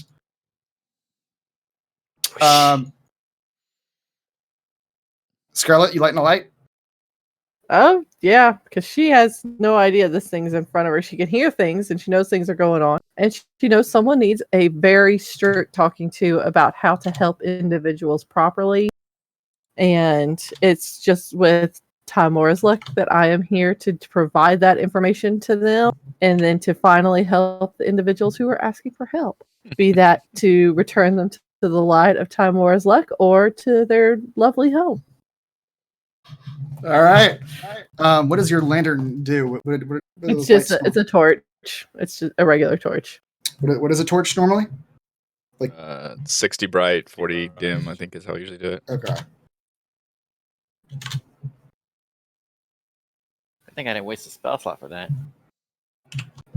Well, she lights the torch behind you, Falafel. Right now, the light's falling on the wall up here, and the creature is down this hallway. He has not noticed the light. That's a cantrip. I don't have a spell slot for that anyway. Well, I had a different spell slot I was going to use, but okay. Can I approach a little bit closer and maybe cast a cantrip one more time a little bit further up? You're definitely going to need to give me a stealth check to do that. You were sneaking up right behind this dude. Okay. So he's going to cast Minor Illusion again and said, because I heard the imp talking, right? I heard him talking. Okay. Yep. Ooh, I can help. Well, assuming I can sound exactly like the imp, if that helps. I don't know if that helps. No. I'm just going to make the small child say, "Oh no, he knows we escaped." Sound even more desperate and victimized. All right.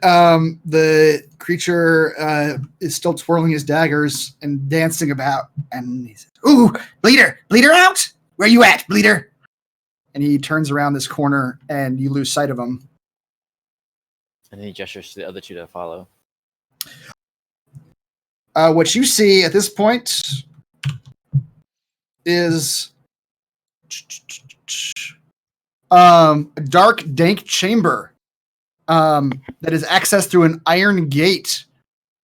Currently within this chamber are 2 female prisoners that you can see. The iron gate is locked. Stupid locks. The woman out front looks to where the creature went, and then she looks back to you and she goes, Are you our backup? Scarlet.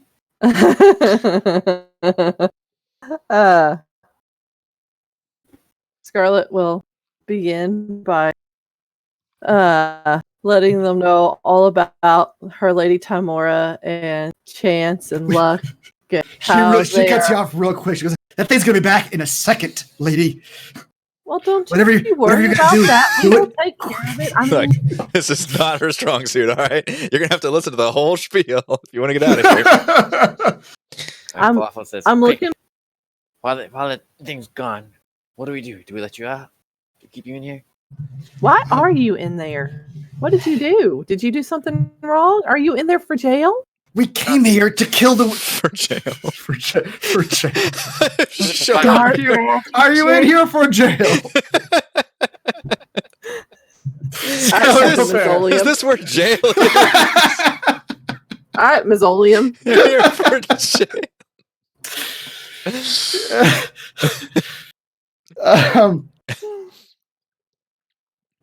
She says, "We're here to kill that damn woman." And then she kind of cuts herself off. She goes, "We're here to to avenge our children. Let me out of here now." Now, are these the same children that killed that one woman's son? Are those your children? She pales when you say this, Scarlet. So the answer is yes. Um, Tact is not Scarlet's strong suit. Scarlet, give me a intelligence check. Okay. Intelligence is also not her strong suit. See? It's Okay. perfectly in the middle of the road. Yeah. The woman just pales in front of you. It doesn't matter why this is happening. What matters is that we stop it. People are dying. Well, I mean, everything always happens for a reason, and it does matter why this is happening. And it sounds like your children did something that they should not have done, and now nobody at the time punished them, and it sounds like they've now been punished. The woman kind of cuts you off, leaving. She goes, Our children didn't do anything. We did it. Our children were innocent. Oh. So you're admitting to murder. It was... It give me was a murder. either persuasion or intimidation. Way to go about intimidation.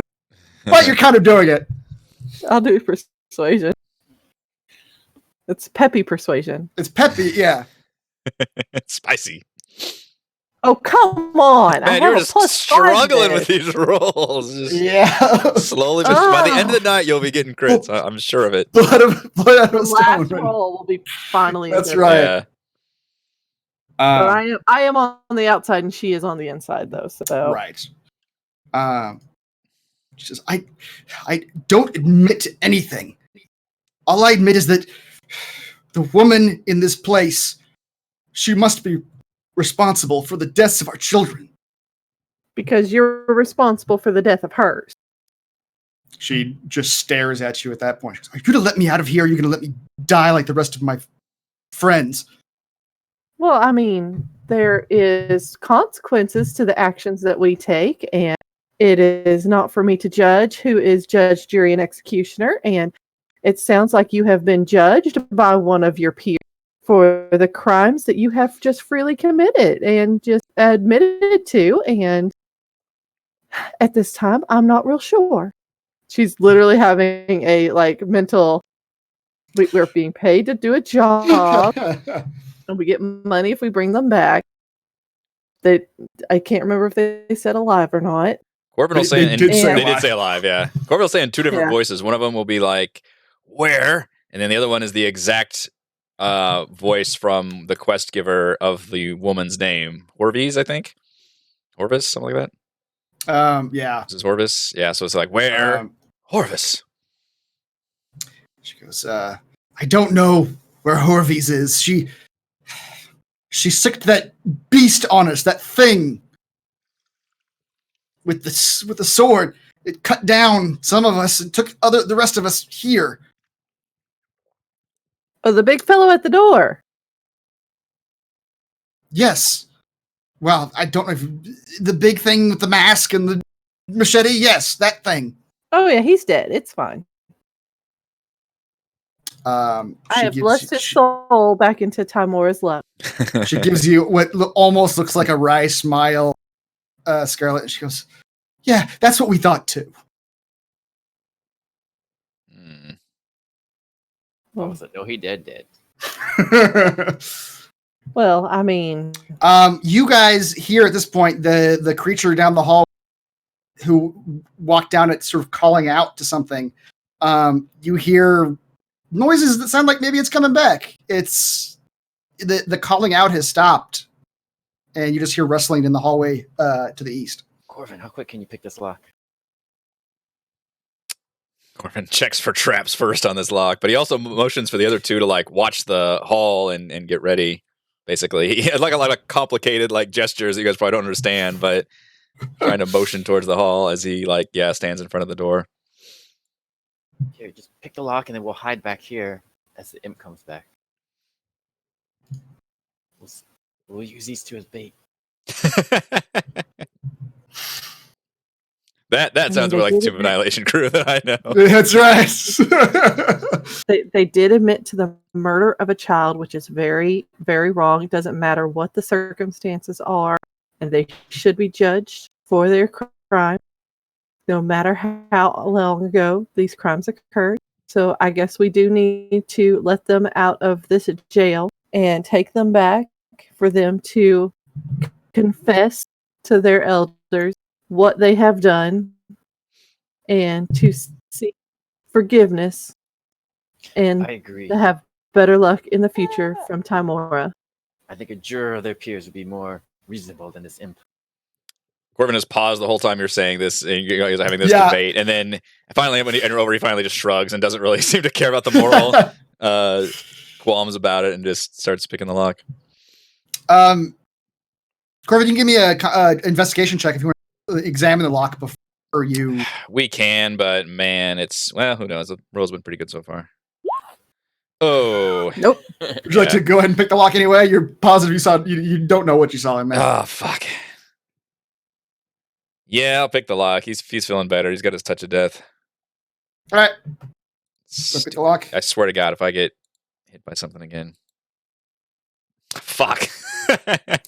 He's all thumbs now. Just the lock doesn't nervous. look that difficult, but it doesn't work. And about that time, Corvin, you begin to see this imp come sauntering back down the hallway. Can I grab him and pull him up this way? Sure. Still have that giant light right there, though. Yeah. And that light. I'm not putting that out. Yeah, and that light peers down, and you all see, because your light is shining out of that room, you see the head of that imp just look around the corner at you. It says, Scarlet, well, who are you? Hi there. Stabbies. Corbin repeats the bleeders line that creature said. It says, bleeders. In the exact same voice. No, you bleeders. I'm not bleeders. I guard bleeders. I stab you now. All points to them And then- bleeders. Yeah.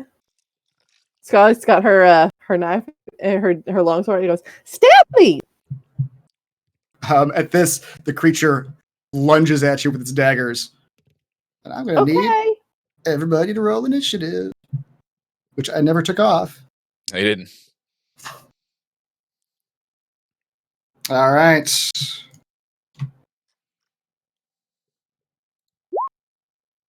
Ugh, Hell only yeah. getting worse. Yeah, it is. Jeez.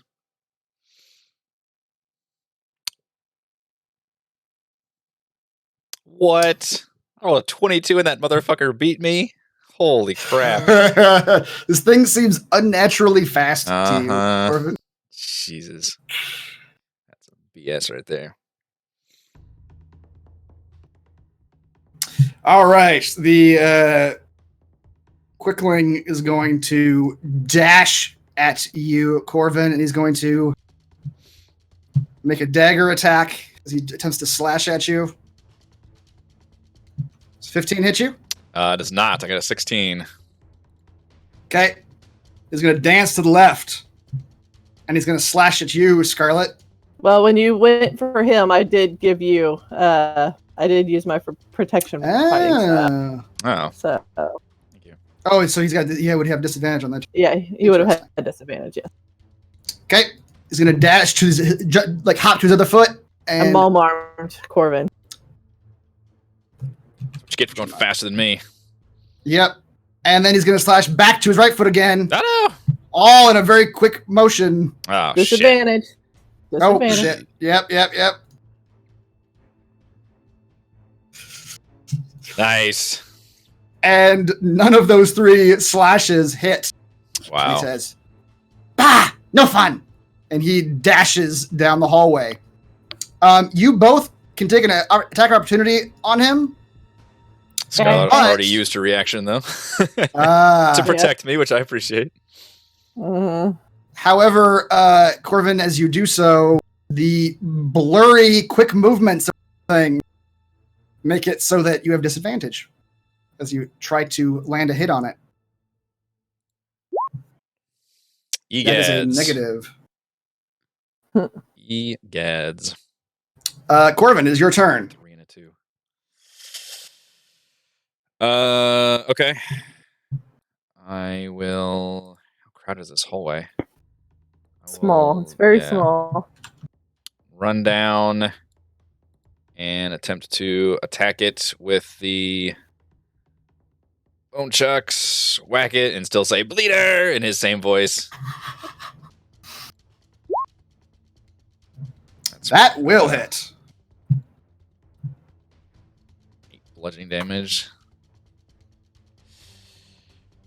Okay, you do a solid wallop on this thing, and it looks like it cannot take a lot of damage. It's very fast, but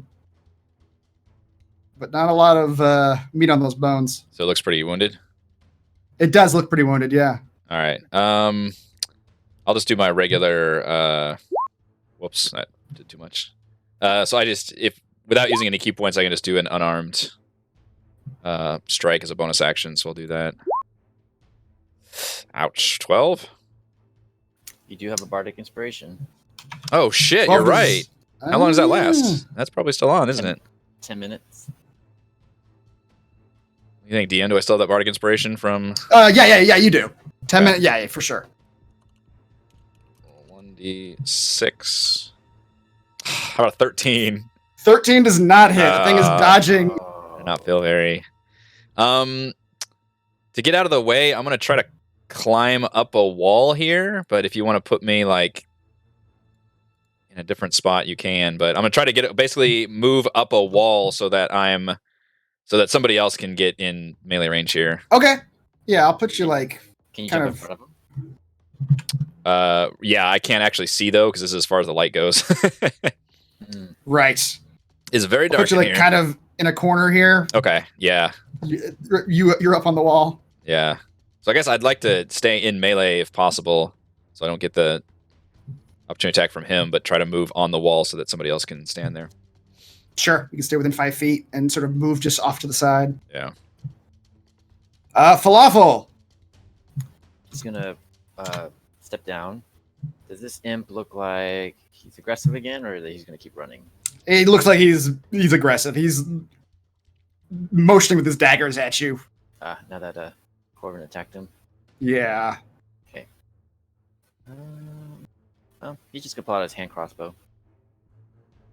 Oh my gosh. 7 does not hit. It's ducking and weaving. This thing doesn't ever still. Well, your turn. Scarlet, before you go, you hear the sound of the stone door to your west begin moving that you just closed. Open again, and you see coming around the corner. Fuck. This guy. The figure of a masked creature with a machete at his side, and it begins to slowly advance on you. Corbin glances down and says, "That boy ain't right." Do I see the light of Timor shining in his eyes this time, though?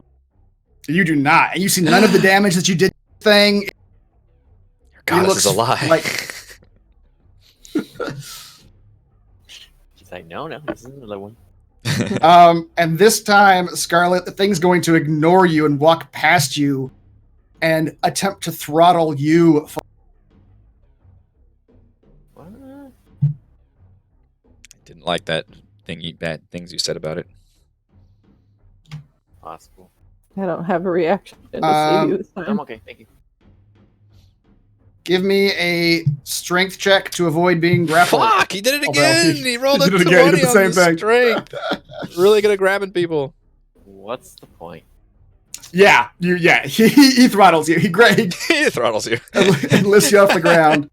Give me your character There sheet. you go. And he attempts to bring his machete down on your head. Falafel.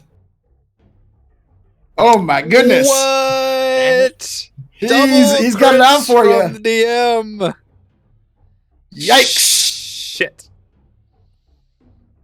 16. He lands that machete. Oh boy. Scarlet, it is your turn. Fuck, I thought this imp was about to die, and now I should have spent more things to kill it. Damn it.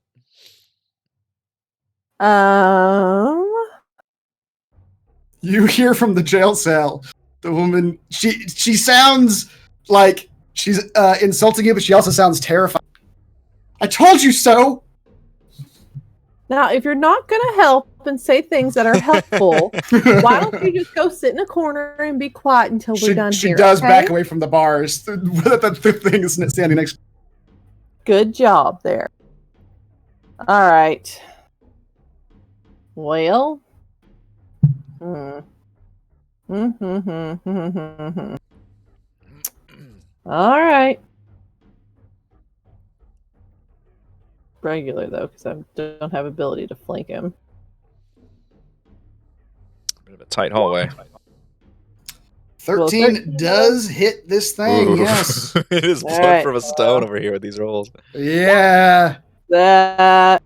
There. 9 damage. Hang on, I'm not done. Okay. Holy shit. 10 Yeah. damage. Hang on, I'm not done. Yes, I am. Okay. 19 total damage. You do the same thing you did before. You stab the thing and half of his body up. But it, And I believe once again, that is radiant damage too, by the way. it is. Yes, indeed. Yep. And it looks like he took all of it. For sure. I only rolled barely better than I did the first time. That is not good. Not good at all. Corvin, this quickling is right in your face. This thing's still alive. And now you're the only thing standing between it and the hallway to the north. I'm and clinging to a wall, thank you. You are clinging to a wall, yep. And he's going to slash at you 3 times with his dagger. Fuck. Oh my god, Bounder. All right, the last one catches you for 6 damage. Takes away most of my temporary hit points. He says, bleed or bleed! Bleed faster! Corvin. Corvin says, bleed faster! Bleed faster! The same kind of weird voice. It is freaking this little creature out. Yeah. You're talking. All right, still with his weird like side thing on the wall, looking back and realizing that his compatriots are with their own battle. He will attempt to bone chucks again. 16. 16 does hit. 6 damage. You do a solid strike. Thing looks like it's barely hanging on now. Damn it. All right, I will use a key point to do 2 flurry of blows, to do 2 unarmed strikes as a bonus action. Okay. 16 hits. For 7, you punch him right in the side of the head. How do you take this quickling bounder out? Is he still alive? No, he's down. Oh, okay. I guess I still have another unarmed strike as a bonus action then, so I guess I'd run over there and do it to the other guy. Oh, I do get my thing again, so I get it. I reduced him. I believe. Correct me if I'm wrong. I believe those stacking. It's they do not replace stack each other. Yep. So I just get another, or it just replaces that one with a 7 now. Gotcha. All right, so I'll hop down and do my second bonus action. Hell yeah. 19 hits. Now you're getting those attack rolls. Yeah. 7. You punch him, but good. That's it for me. I've got 1 key point left. Falafel, you're up. Am I grappled? Did you say I was? You are grappled. Yes, he's got you. He's holding on to you very tight. By the neck? Yes. Nope, by the balls. By the balls. I would rather you grab my balls than my neck. I need my voice. I need my singing voice. Become a soprano. That's true. What can I do in a grappled position? You can still attack. You just don't have any move. You just can't. Grapple is just you can't move. Mm-hmm.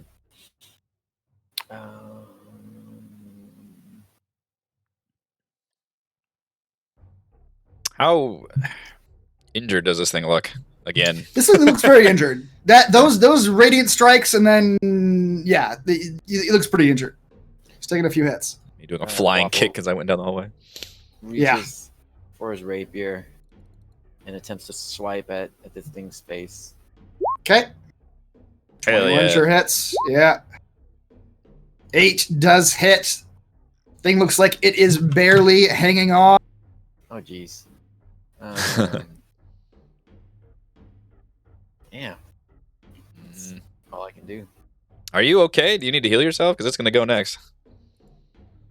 Oh, the thing didn't update, did it? Yeah, I didn't see it on my...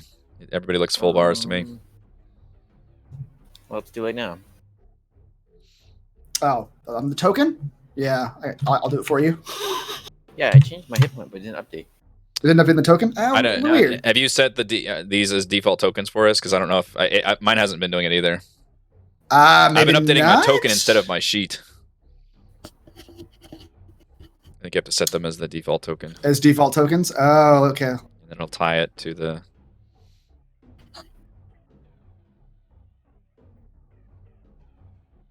Okay, is that it, Falafel?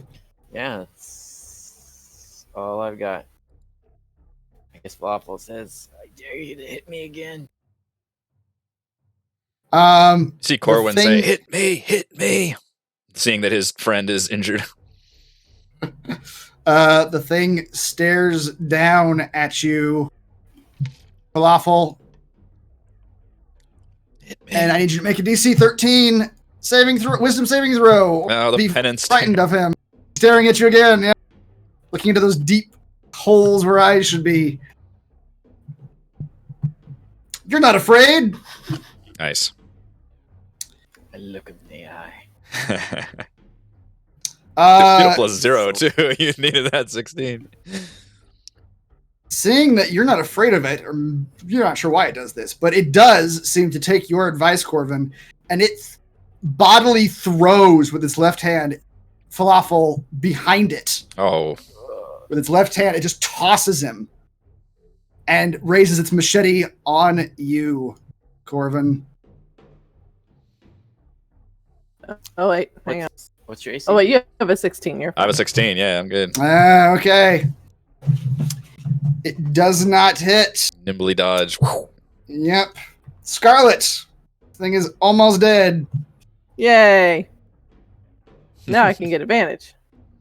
It's been a long time since I've had to remember how to do things to get advantage. All right, after we kill him, we're putting him in this fucking jail cell.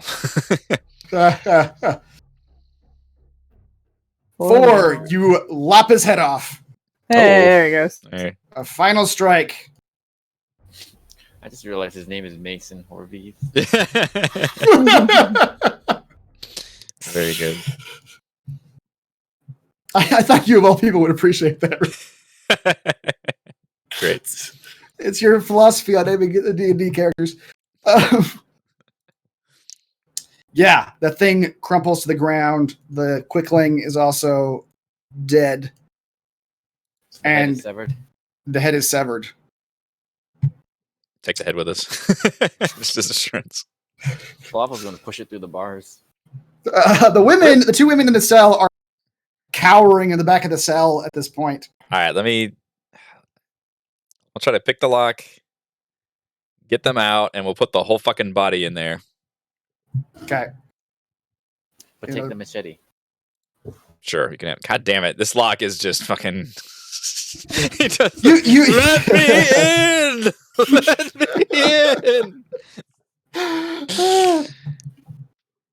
You're not in a time crunch here, so Montage Everyone stands my around while you- embarrassing, Yeah. just, just flying everywhere. I get like a bone thing out and shovel it down. Just at one point, I'm just sitting there drinking a beer. It's like, God damn, this Staring at the lock. fucking lock. The women are just like taking a nap when you finally At one open point, the everybody's gates. just crowded around, just like pointing at it and saying different things. Like, here's how you should do it. The whole time Finally, Charlotte's just giving you words of like support and That's right. like, 14 telling you hours to pray later. harder with her more. So she'll provide better luck to you. She always helps her faithful. I keep forgetting I have guidance. Yeah, I should be doing that. Oh yeah. We'll say after a little while. Some amount Can of we time count has this as a passed. short rest? Actually, while we're doing this, Sure. Yeah. Sweet. You see nothing else in this area that you're at least as far as you know. I could get my key points back, Yes, you can take a short rest here. and Flawful could probably Yeah. use some healing. I could do that. The woman tells you. She says, "It's not." As you're picking the lock, she says, "It's not going to matter. We burned the body. Ah, that's There my was next. nothing left of it. When it attacked us the first night, it took 3 of us away. We burned it. And what happened the next damn day? It was on us again. Hmm. It just keeps coming." Well, how about if we keep the head? See what happens. We never did that. So sure. Dismember the corpse. Everybody take a different limb and run in opposite direction. Oh, go ahead and roll one. All right, fully healed.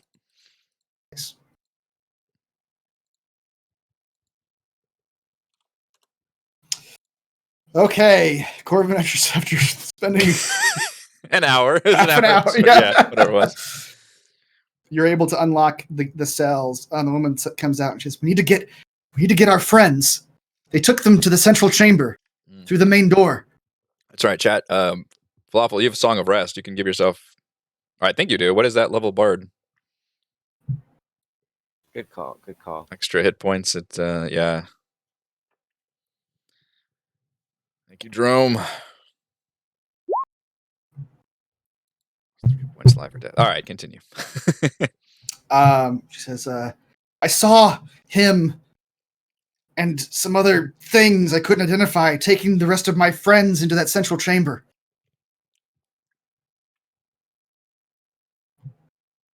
I'm assuming she's pointing in the way that we're kind of heading. The way you came from, yes. Okay. There were 3 doors. We went in the right one. Yep. But Falafel saw the middle one had like the Ankh thing that was like, there was like a key missing. Yes. Okay. Ask her about that. See if she knows. I saw one of these little imp things put something in that door, and then it came up this way. I don't know. I didn't see it again. Oh, check. So I don't know where he put it. Check the imp's body. I haven't done that. The imp seems to have absolutely nothing on, naked. I think it's daggers. Yeah, he's got 2 little daggers. There was daggers like a key.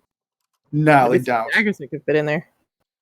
All right. Well, while he's doing that, I'm literally dragging the body of our friend here, our headless friend, into the cell that the ladies are in. And okay, ladies will come out. Ushering them out. Excuse me. Would you mind grabbing his left foot for me, please? Thank you. They refuse. To which then Scarlet will start in on a very long-winded talk about manners and until the other one says, "Fine, I'll help." And she helps to drag the thing in there. Can we get our friends to get out of here now? Persistence is key. So, the imp has a key. Does this hallway continue down? Can I just not see it? You can't. No, you cannot see it. In fact, it falls into darkness. You think the hallway might continue? Yeah, I motion for dark eyes and lantern girl. Falafel ladies, is there anything this way? Which way should we go? I saw the imp go up that way a couple of times. I don't know what's up there. Too late. Let's go. Before we leave, I will make sure I'll have Corvin relock this door. Okay. That's going to take another hour, but yeah. Corvin learns what a lock is. Yeah. He just nods. He's going to lock it, but literally he just like, I don't know. Fuck this lock. He pokes it with his fingers and walks away. Fucking hate locks now. This is why I'm not a rogue, damn it.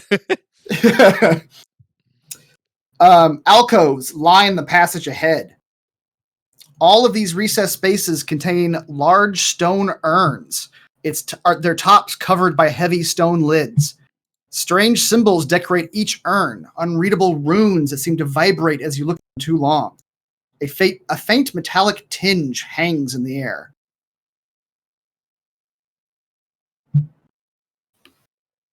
Can I just go and open one? You certainly can. You can always do that. That's what Falafel would do. Which one are you opening? The right one. The right one. It takes a good amount of strength for you to pry the lid open, and as you do, the symbol on the urn kind of radiates a little bit as you move this stone lid, and you look in, and it is a full urn full of blood. There's just blood in there, and you kind of move it around a little bit. Hear like it's just a heavy sloshing, bloody sound. Oh, guys, just fresh blood in this one. Help me open all of these. Urban shrugs. You just start opening them? Yeah, he's just gonna knock on them to see what they sound like. Do they all sound the same? Okay. You start knocking on them. Or you can actually kind of move them around, like kind of shake them a bit. Yeah, kind of shake it. All right. The one on your left, you shake it and you hear not but blood. Going up another pair. You shake these two. And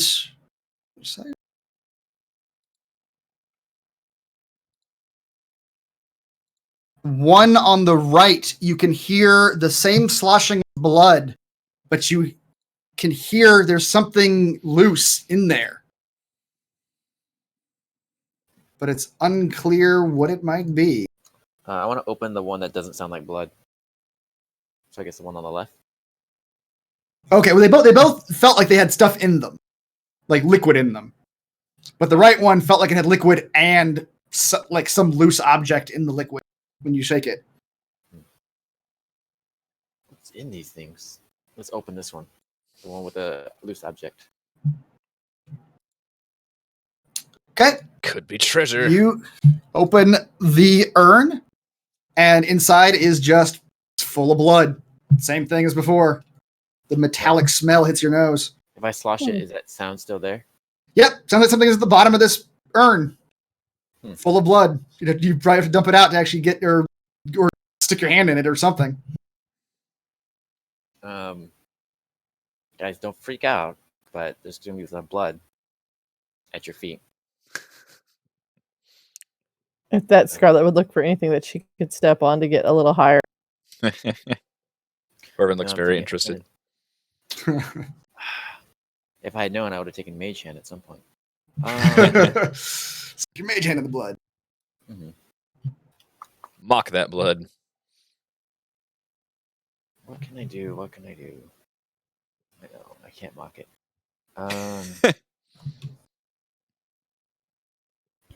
Curious what this object is. Can I? It sounds like it's at the bottom. Yeah. Yes. Well, How tall is Scarlet, in an effort to assist, will just take her sword and just bash the Yeah. bottom so we can get to it faster. Okay.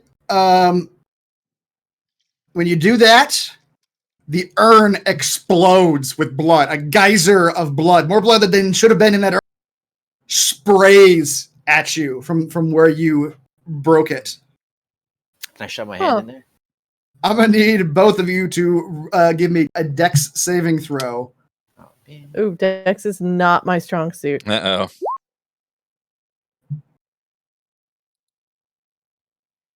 Mason Horvies is back. Oops. Yes, he is. I got a 1. I got an 8. Both of you take 9 necrotic damage as that this from- magically enhanced blood sprays into your face and goes into your eyes. I'm immune to disease. It's not disease. It's just necrotic damage. How much? 9. Okay. But after all that unnatural amount of blood has sprayed all over you, out from the bottom of this urn comes clinking a small carved ruby that has been carved into the shape of an ankh. Hey, there we go. I don't know if that was worth it, but It expedited the process. it's true. Now let's short rest. No, just kidding.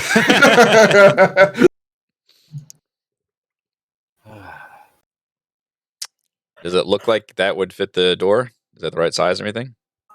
Fluffle, you take a look at you. You're the one who Mhm. the ankh now, and yes, it does look to be almost the exact same size as the indentation. Guys, this looks like the key to the door. Let's go. All right. No need to explore This the rest would- of this hallway. Theatrically stage whisper. It's full of nasty blood. Theatrically stage whisper to let's mess with those people who committed murder and did the dark magic. Corbin says, dark magic. He seems to like Scarlet just perks up. She's like, "You were just so good at that." that. Oh, Fluffle says, "Oh, I have an idea," and then he motions the other two to step behind him. Mm-hmm. Oh, you're gonna fucking spray us with blood, aren't you? Already. Step Spray. behind me. Step behind me. What are you He's doing? gonna take one of these urns. He's gonna moan, "Oh!" and he's gonna pour the urn out towards the two ladies. Jesus. Just are you doing a little stage play where you're bleeding all over? Hey, Yeah. I'm a bard. I'm a performer. Give me a performance check. He's like, "Oh!" as he pours the urn out towards them. Hey. He's in his death throes. That's right. You hear them gasp audibly, and you hear the sounds of them like scrambling backwards And we hear one of them say, let's get the hell out of here. Our friends can fend for themselves. And you hear footsteps as they start fleeing. That might be for the best. Mhm. It's not like they can see anything anyway. Yeah, gonna take the head and just roll it. Don't. All right, sorry, the ground's kind of wet, guys, but let's go. I don't care. I'm climbing on the ceiling and the walls. Anyway, hopefully we can walk towards the Ankh door. I look in here to make sure the body's still there. Oh, yes, the body's still there. Okay, I keep going. Okay. I let the bodies hit the flow. Let the bodies hit the flow. Well, guys, since we found the key, obviously there can't be any traps here, right? Corbin looks at the door warily. Sure. But just in case, he's gonna touch himself. Oh, boy. He really enjoyed that performance. So he heals a little bit, and then if no one's opposed, I'm putting this in the door. No one said anything, so he puts it on. All right. And You put the Ankh, turn it upside down, put it in the door, and the rivulets on the door seem to like maybe not glow, but like pulse with dark red light, and the door parts.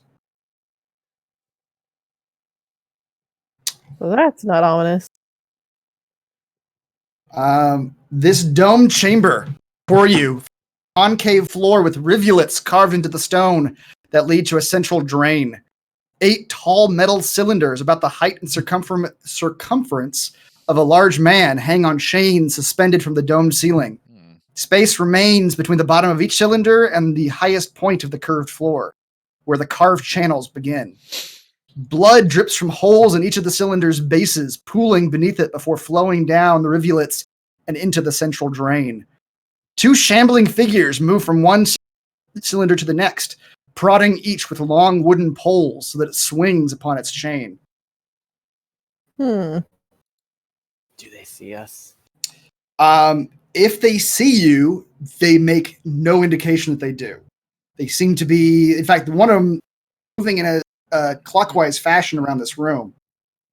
And the one on the right here, as they're doing their clockwise rotation, poking these cylinders, is looking right at you. But it seems to have no awareness that you're just goes about its task. Okay. there's blood going into a central thing. Yep, there's blood coming from these cylinders, down from the cylinders that go to the center of the room. Might have found the rest of the villagers. These guys don't seem to be bothered by us, but I imagine if we investigate, we may not be happy about that. Mm-hmm. Get the jump on them now, maybe. What do they look like? They look to you like a regular ass scarecrow. Huh. But they are shambling about as if animated. That is a creepy scarecrow. Mm-hmm. Yeah, they each have 2 poles that they're just prodding the cylinders with. Well, Yeah, let's try to take these things out, I think. let's look but not touch. Okay. Falafel, as you come into the room, one of them passes right by you and literally does not seem to care that you're there in the slightest. Wait for him to pass before he looks at this closest one. Okay. So I like to peer into it as much as I can. Okay. You cannot see into the cylinders. They are solid cylinders. Give me a perception check or investigation check, either one. Perception. You see that the cylinders have holes in the bottom where the blood is dripping out of, and that's what the prodding is causing more of the blood to drop out at the bottom. And with a 21 perception, Falafel, you can hear very faintly moaning coming from a couple of the cylinders in the room. Which ones? The one you're standing right next to, the one behind you, and the rest of them you are kind of indeterminate. You hear a couple. It's like a people in there. Do I see any doors or ways to open the cylinder? You do. You see just a very simple mechanism, the cylinder that would release the bottom of it. Okay. He pulls it. When you pull it, two things happen. A man falls out covered in scratches and wounds and blood covering his body. He falls to the... it's the commenter token. He falls to the ground and crumples beneath his own weight. He cannot hold himself up. And he just looks at you with kind of empty eyes and moans. And as soon as you do that, Falafel, these two creatures both turn baleful gazes on you and advance. They drop their poles and raise their claws above their head and charge at you. I'm going to need everybody to give me some initiative. My goodness. Thought we should have jumped him first. Please let me roll higher than a 10.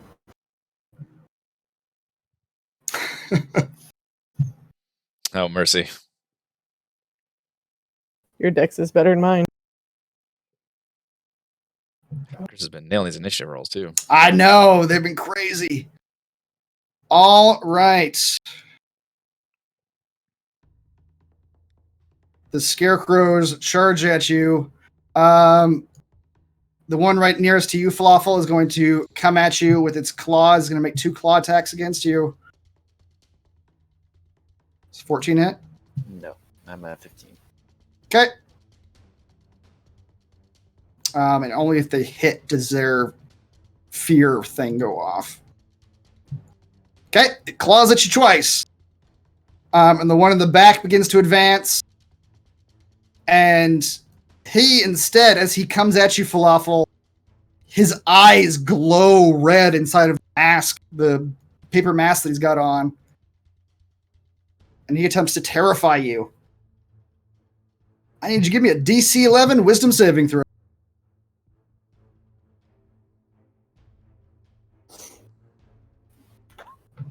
Nice. Oh, Nailing that right, +0 save. Yep. Lordy. Okay. That is their turn. Corbin, you're up. Lord. Okay. I will run, scamper along. 20.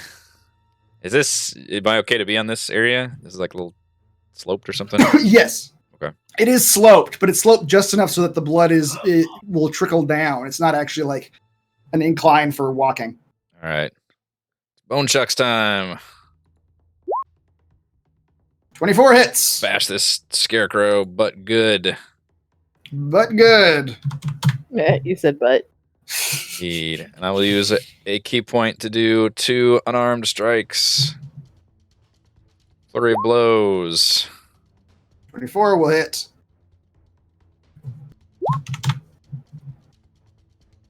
Man, 19 will hit. the attack Yep. rolls are Yeah. delicious. Solid. Wow, I rolled minimum and max damage on that. Mm. 19 total. Yes. You do a good... you break off like pieces of stick and hay and stuff goes flying. Yep. Does that, and he kind of does like a jump kick in there.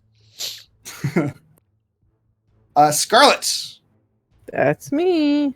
you're up. All right. And how high up in the air cage things? Just a couple feet. Okay. So I can't go underneath them then. No. Why would you go under then? It's blood everywhere. I was gonna try to get over here for flanking. So, because I apparently I can't hit the broadside of a barn without advantage. All right, just go this way. Which one of the two looks worse for wear? The one Corvin's been bashing on. The one right. All right, so Bashed I'll go with it, that guy then. good.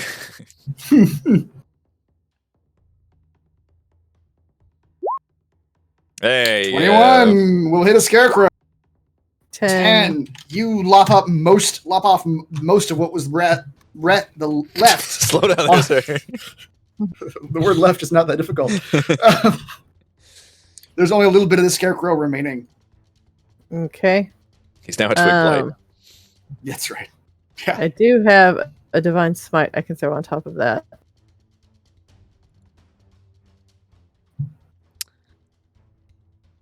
No, I'm good. Do you get those on short rest or long rest? Does that work? Short rest. I honestly I don't remember right now. I will look it up. Yeah, give me a sec. Okay, Falafel. He's gonna go for the one between him and Corvin. 17 will hit. 9 will destroy that scarecrow. Nice. That's it. Okay. The scarecrow looks furious that you killed his buddy. It was my world. And it will again try to claw at you, Falafel.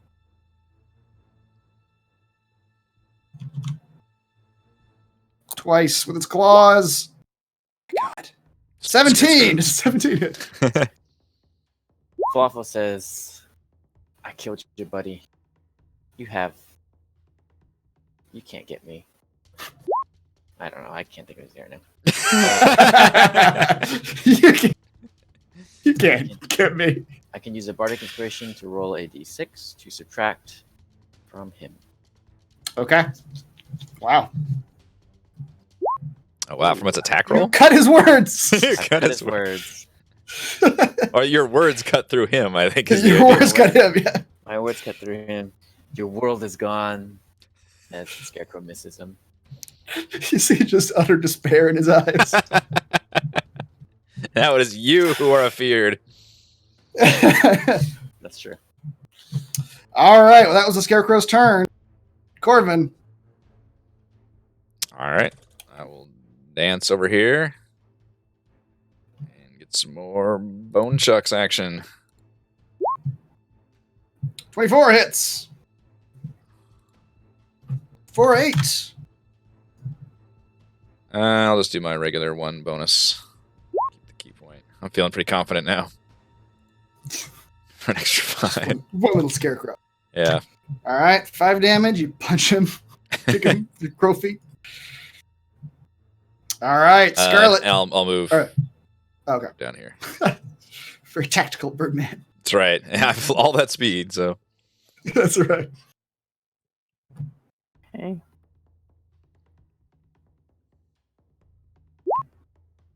Wow. A 1 and a 2. Scarlet.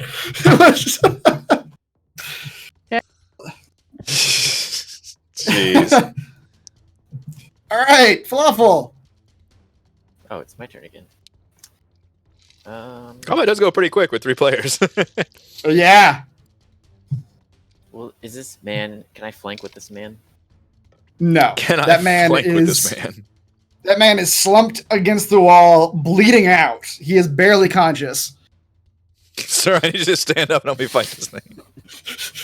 Get in the game, goddammit. Falafel's gonna talk to this scarecrow and be like, see, you can't hit worth a dime. Wisdom. Rattle. saving throw. Scarecrows don't think it make any noise. He needs to make a wisdom saving throw. But does he feel feelings?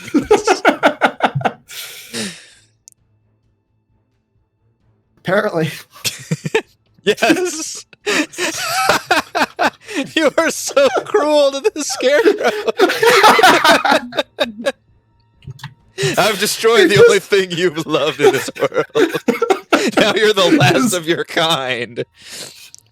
His evil, malignant spirit is broken. But You had one job, and you're gonna fail. Is that disadvantage for his whole next turn, or just his next? The next attack roll it makes. Okay. It is going to turn to her in utter despair. Falafel, and again attempt to slash at you. Wow. Damn. Wow, you just made it angry. Yep. Dude. All right, that is The tension of this battle right now between the two of you. It's so fierce. 9 slashing damage. And I have to make a wisdom saving throw? You do. You have to make a wisdom saving throw. Or be frightened. It's a mind game. Oh my god! It is pure mind games between these two. They have some history. That's what we've learned. Yeah. They have some serious history together. This is like George the Grung, and now it's Falafel and Scarecrows. And his six claw's gonna go wide. Jeez. Yep. All right. Corbin. The sexual tension in the air. It's so thick. Cut it with a knife. Jesus. Not something that's Actually, you know what I'm gonna do? I'm gonna learn. I'm gonna remember one of my spells that the priests use. I'm gonna look at the mental battle going on between Falafel and the Scarecrow, and I'm gonna open my mouth and give off the sound of this bell ringing, like this big church bell. Boom! Oh. And I'm going to toll. Damn it! What a terrible damage roll. I'm gonna That's a toll 1d12. the dead. I know. It's a 1d12. The dolorous bell fills the air, and you must succeed on a wisdom saving throw. Okay. Or take 2 damage. And he does. And you did succeed. Damn it. I could have. Yeah. These mind games they don't involve you. No, I should not have included myself. All right, I will remain here for Scarlet. Okay. Scarlet. Okay.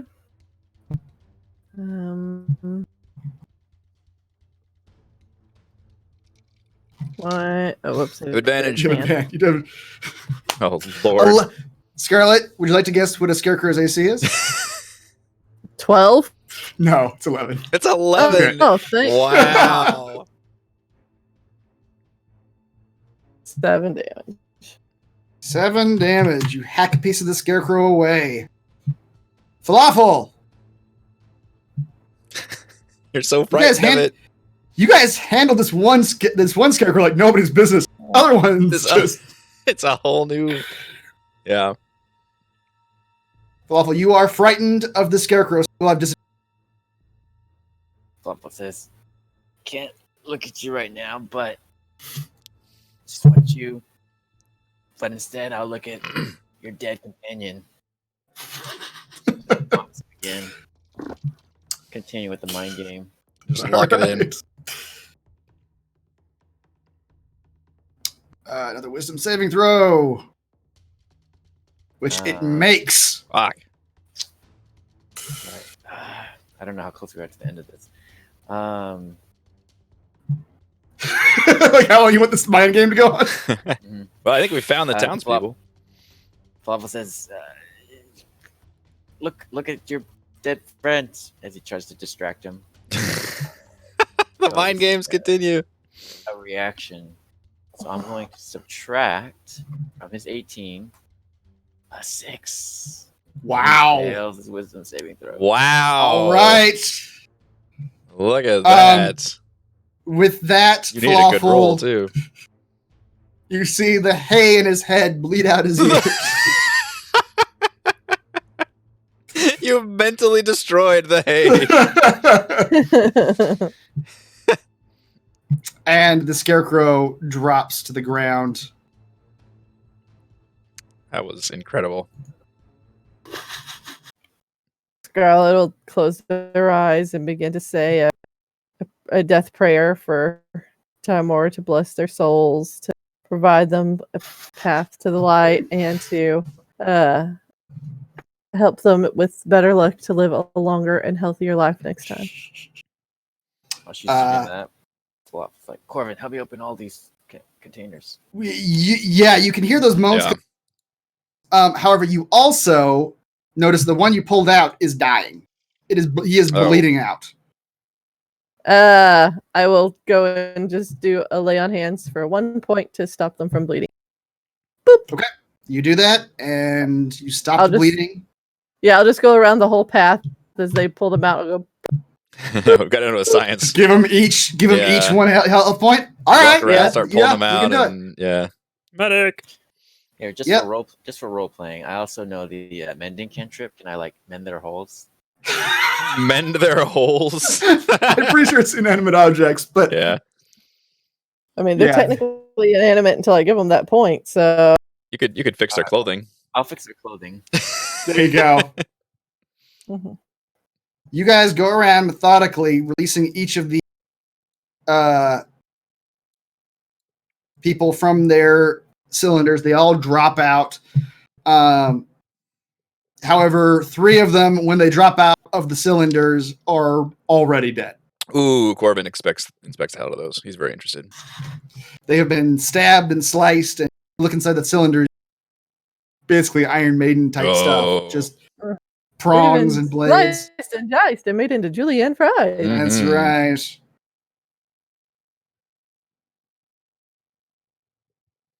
Corbin says with a sound of like a guard's voice is oh, hell of a way to go.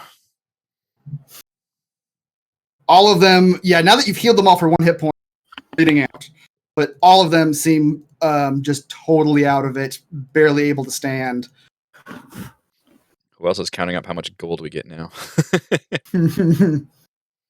7 times 60 is 420 for each, for all of them so far. There were those 2 women that fled. I included them because there's only 5 in this room. Corbin can't count. Do we need to inspect this blood thing in the middle or no? Yeah, I guess we can't. Are any of these people conscious at all or no? They're barely conscious. They've all got 1 hit point. They're in walking condition. I'll give 3 of them another hit point so that way they can actually carry the other 2 out. Okay.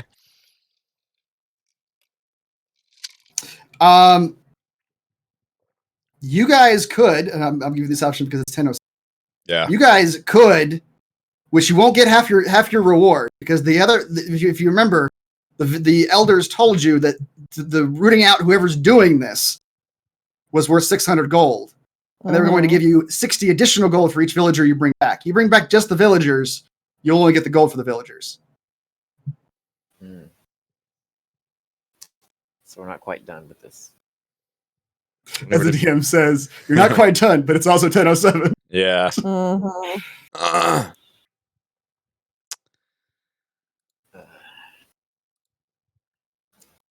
What should we do, guys? Well, we could always take these ones back and come back and fight another day. Yeah. I don't even know where that lady is. And none of these guys are talking. They're barely talking, and they know that they attacked in the creature that we've been calling Mason attacked them. It took a few of them in the night. It attacked again. They killed it. They burned its body, and then it attacked again. Took a few more, and it did that until it basically had all of them. When they arrived, the ones who fought back apparently were the ones that you found in the jail cell. All right, well, how about if I just sing a song really loudly and maybe they'll attract them?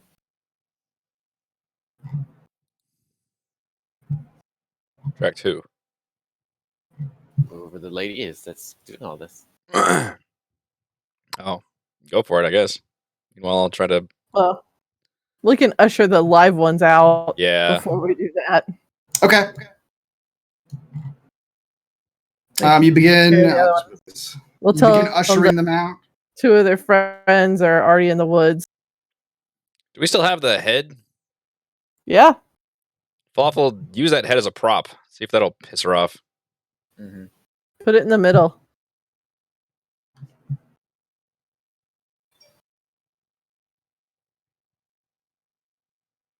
All right, so what are you doing, Falafel? Singing. Singing? Singing about murdering? Go on. I had to come up with lyrics real quick. He's got to have his lyrics. We murdered your son again and again.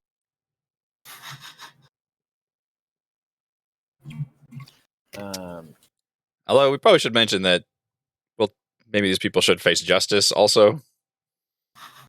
Oh, Scarlet has every intention of when we get back to the city and we collect our Making reward them? for Yeah. doing this is making them stay in trial. Or Well, shout if the that city out. letter. Okay, I have the song. Falafel pulls out his lute. He puts one foot on top of the head of the mason, and he starts strumming, singing as loudly as he can. Hopefully, the echo of this chamber will help. He sings, "We know what you're up to. We stopped what you're trying to do. Come get us if you want. Otherwise, you're a terrible haunt." Nice. Falafel, as you do that, the door at the north end of this chamber begins to slide open. Oh, I didn't even see that.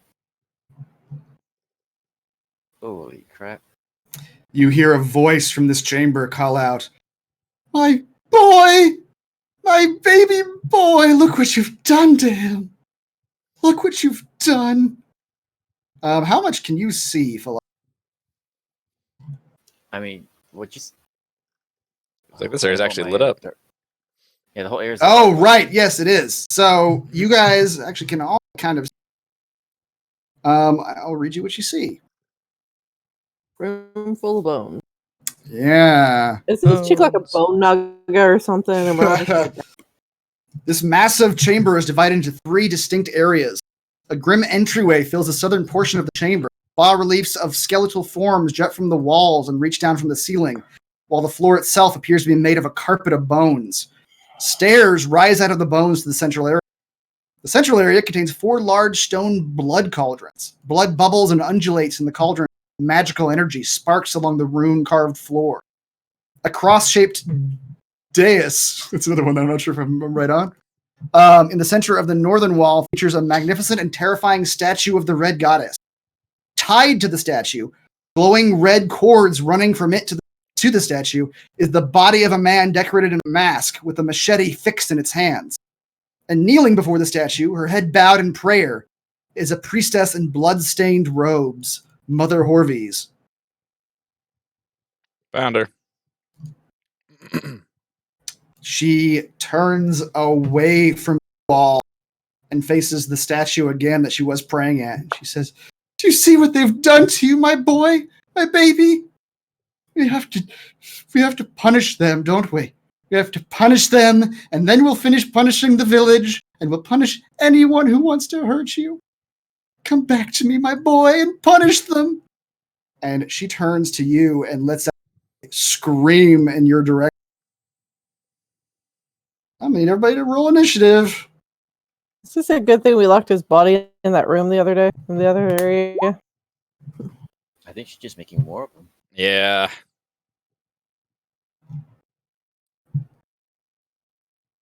Heck, I got a 6 this time. Oh my gosh, our initiative rolls. Oh, that's not the right name.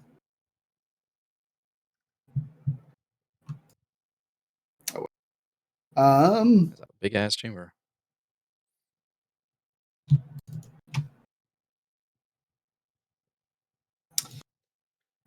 All right.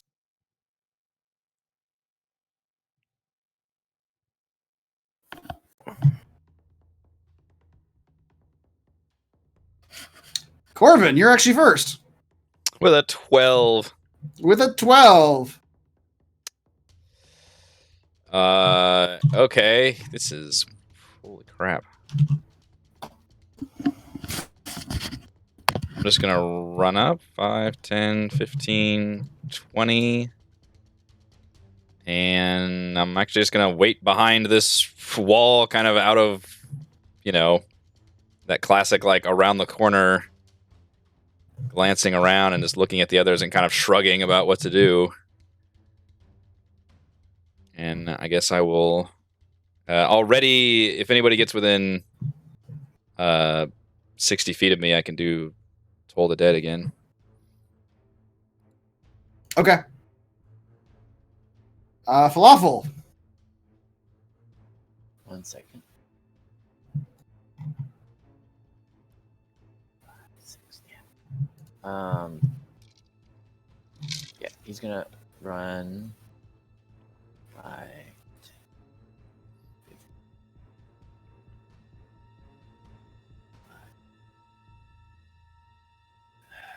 30. Man, I was so far away. Mm-hmm. Big ass room. I'm out of bardic inspiration. Yeah, I can't do anything. Everything's let's see, ranges. Everything's too far away. Yeah, I'm gonna see if they come to us. I'm going to touch myself. Oh my! So, Nothing to do. always a good idea. Nothing to do but touch myself. That was the number 1 track on his album. I'm going to do it as a level 2 spell. 15. Okay. Boy, we're a very defensive party, I'm just realizing. Right. Okay, that's my turn. Okay.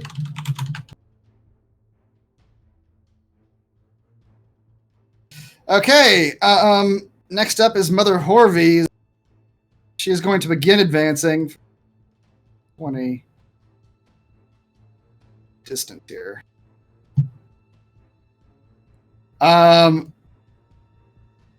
She is going to...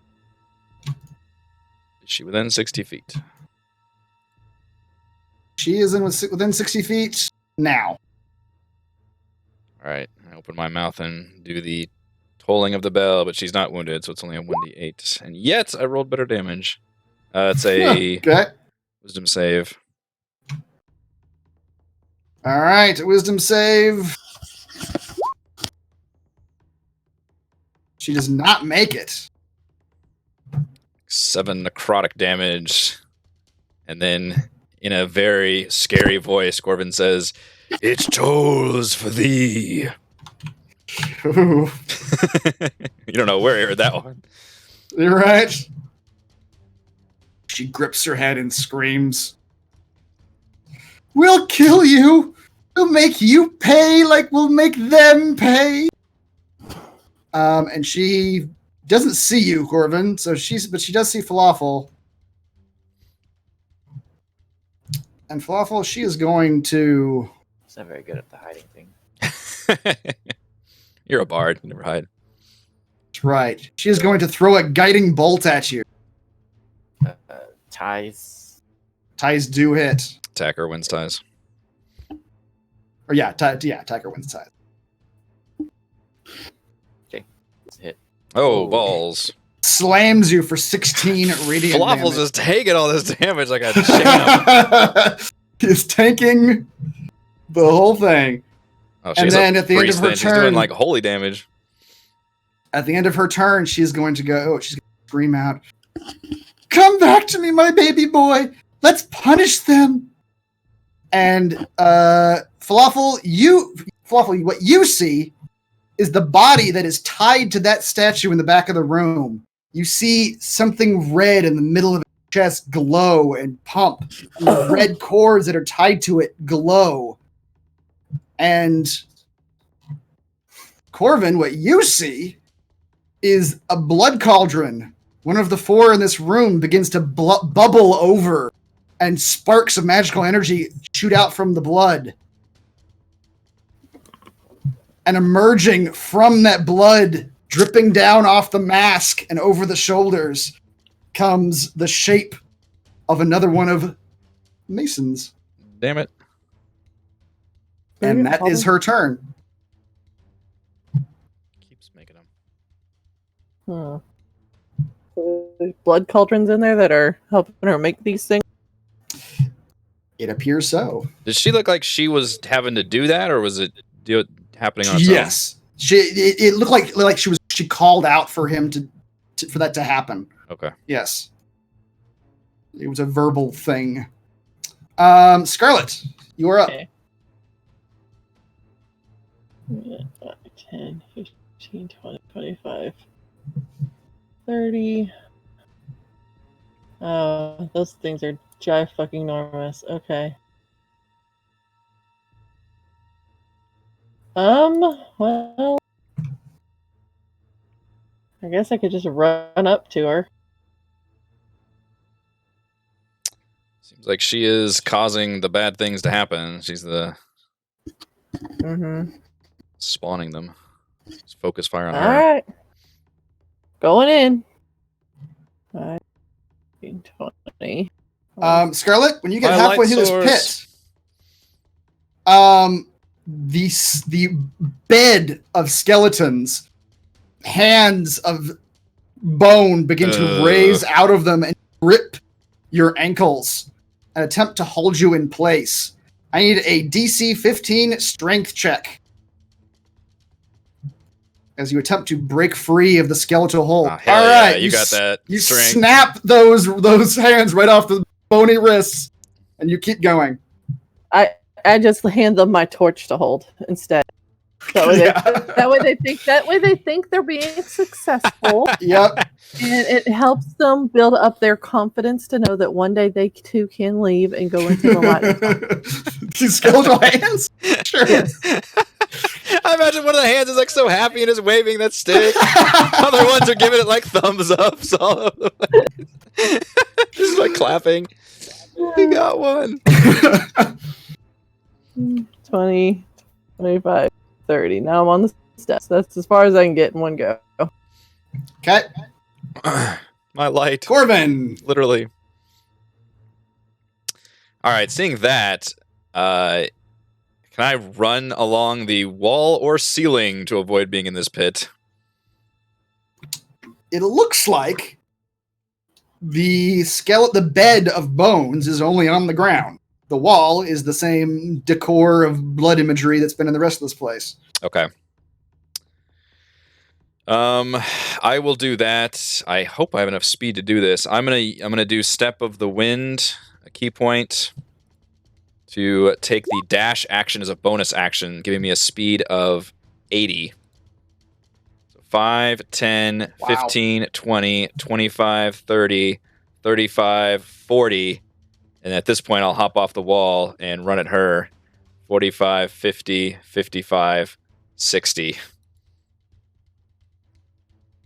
And just run after bone chucks in hand. All right. You are able to avoid the skeleton pit. 11's not going to hit, though. No, I got kind of tripped up trying to do that. Yep. Bonus act. Or no, I used my bonus, didn't I? Yep, that's all I can do. Right. Okay. You're right up on her. Falafel. Guys, I don't want to walk through that bone pit.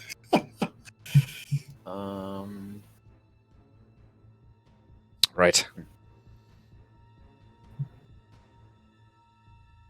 Well, as a bard, I just want to be the only one talking and not others. So, right on top of the woman, cast silence. Hopefully, none of us need any to talk. I'm good. Yeah, I should have cast my spell before I closed in on her, but oh well. Well, That's pretty good, though. All right. Yeah. It's a 20-foot sphere radius. no sound can be created within or pass through that point. Okay. Let's make this. What is it? What is 20 foot is radius. 40. radius is a 40-foot diameter. Lordy, twice as big. It's a cone of silence. The sound. All right, where do you want that? Just centered on her? Yep. As best you can. Okay. All right. So that's it back. That's my action. Okay. Oh, I never actually rolled first. Wow, rolled a 3. Okay. Get these initiative rolls. Holy crap. Yeah. All right, Mother Voorhees is going to attempt to scream at you like she's been screaming at you. She hears that nothing is coming out of her mouth. And she looks at her spell sheet to see what doesn't take verbal components.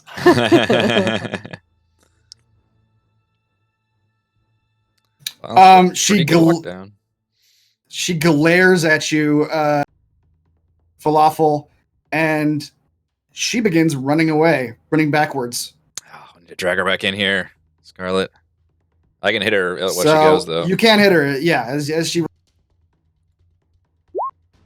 Fuck. 12 does not hit. My good rolls are finally catching up to me. Fuck, how far she... Damn. That's 25, right? Yeah, I think so. It's 30, It's 30, yes. yeah. Shit. I need to drag her back into the silence. That was good. She leaves the silence and she turns back to you all and she says, my boy, kill them. I'll make it easy for you. And she is going to cast Slow on both Corvin and Scarlet. 40-foot cube. Or be effective. So we get a wisdom saving throw. Wisdom saving throw. Her save is... What does it say that? 14. Hell yeah. High fives. High fives all around. Okay. So Slow us instead, she screams again, more, my baby, more. I need more of you. Corbin tries to scream something, but no sound comes out, obviously. No sounds comes out. And you see the same thing. The dead body behind her pulses. The heart in it glows.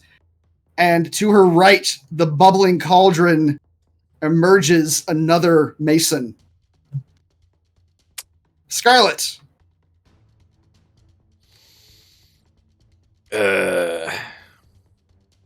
Seeing as the spell looks pretty useless, I can always drop it. You could, if we can.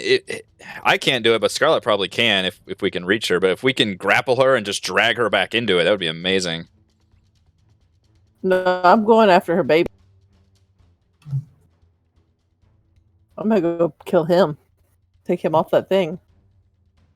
Oh. Yeah, just drop the... Save it, though. I could cast it one more time. Okay. So... get my run on. So 5, 10, 15, 20. Wait.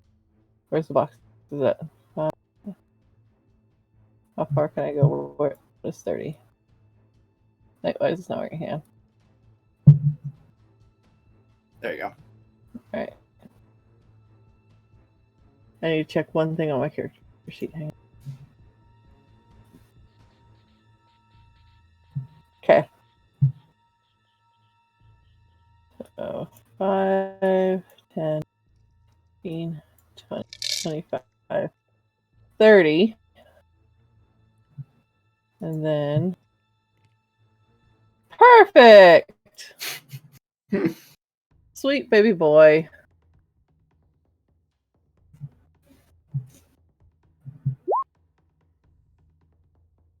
Throw a javelin at the body? Yep. All right. You throw the javelin at the body and it sticks into its side. Give me some damage. 8. Yeah. The javelin sticks into the body, and at the same time your javelin hits that body, Scarlet, you see the two masons that are standing in the room, chunks right in that spot just fall off of them. Good call. Okay. Who is up next? Next is Mason. Go ahead and drop the silence too. Okay. This one's going to step out of his pool. 10, 15, 20, 25, 30. Damn it all. 5, 10, 15, 20, 25, 30. All right, Corvin, the one at you is going to attempt to, once again, grasp you with its left hand. See if you roll another 20 on this shit. This one's, I don't. This is contested, right? We both roll strength? It is contested. Yes, you get to roll well, strength too. Corvin is not strong. No, he's not. As I mentioned. Mason grasps you and grapples you, and then he attempts with his other hand to machete you ineffectually. Somehow I still dance around even while I'm being grabbed. You still, yeah. You just move your head to the side, shimmy. Look around. Get really annoying. Scarlet, same thing. Give me a strength athletics check versus his 19. Oh, He also boy. grasps you this time. He does lift you off your feet, and he's going to machete you. 15 probably doesn't hit you. Nope. He can grab, but he can't stab. That's right. That is Mason's turn. Corvin, you are. Well, shit. All right, now's a good chance to use my one spell then. Oh no, I can't. It's a melee spell attack. Damn it. Well, I guess I could still do it against this dude. All right, I will place. He's got me by the grip, and I will place my hand on it and basically say, "Death claims us all," as I attempt to inflict wounds. Yes, Ooh, 21. You sure do. Okay. On a hit, the target takes 12 necrotic damage. 12 necrotic damage. All right. Just pieces of this mason fall off him. That's all I can do. Falafel. Falafel needs to get a little closer to the action. Yeah, dude. Join the party. Cool. He's going to use his movement and action as movement with his newly acquired boots of striding and springing. And, he can jump 3 times as far. So normally your jump is 3 times your strength number. Right. Mine's 8. So I can pretty much jump. If I take my 10 feet of running, I could probably jump the whole 60 feet of movement. I think it's your. Is it your jump number is how many feet you can move? The big number. So what is your strength score? My strength score is 8. Okay. So 3 times 8 is 24. Oh, and with whatever was that 3 times that? 3 times 24? No, my jump is 8, but your jump make it 24. Okay. And it might, depending on how much leeway you'll get. I'll give it to you. I'll give it to you. You can stairs. You'll like tumble onto the stairs when you like over here. Yeah, you can make it to like the side. Yeah. Yeah. Okay, this side here. Yeah. There you go. So that was you land and your left foot scrapes along the skeletons and you feel the hands pulling at you, but you pull it out right in time. Okay, so that's only 30 feet then. So I still have my action then. Yes. All right, let's see. Okay, I'll take it. Let's see. She's 50 feet, 60 feet.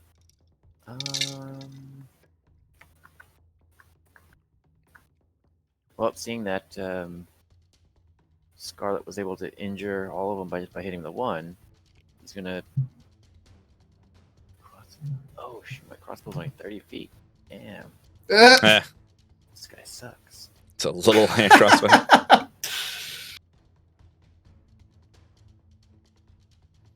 Okay.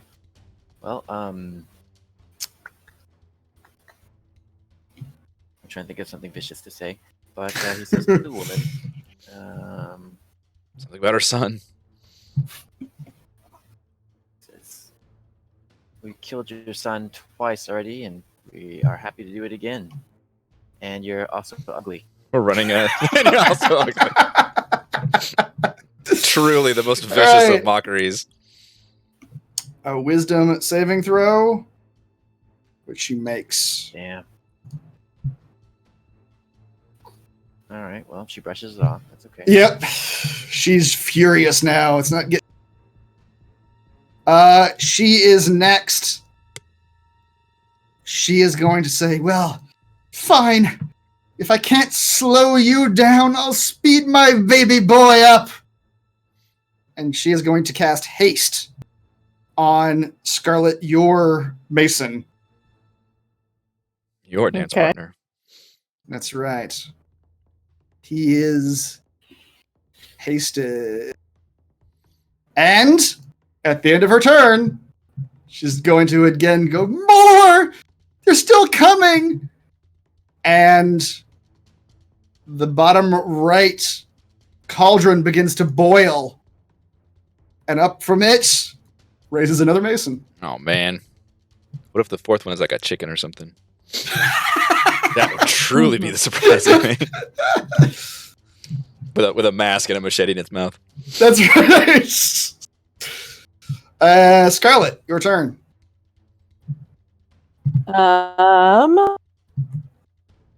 Well, I mean, only that one is hasted. And it's really only giving it some like advantage on dexterity and stuff like that. Gets an extra action. So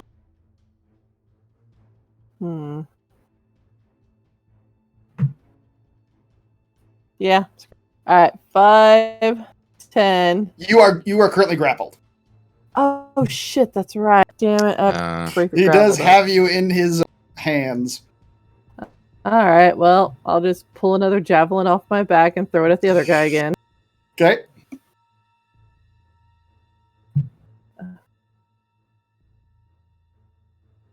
Oh, we did not need a lot to hit body, but a 6 is not going to do it.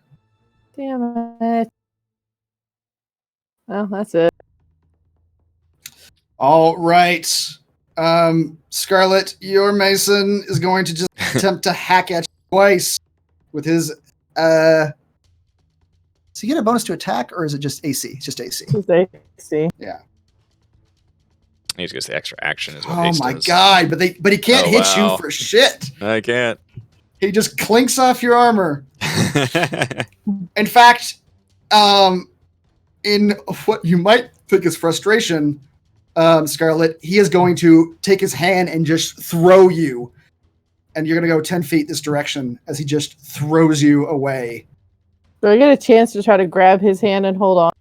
Like with my strength? No. Oh. Okay. That's fine. Corvin, yours is going to do his silent terror on you and stare at you and attempt to frighten you.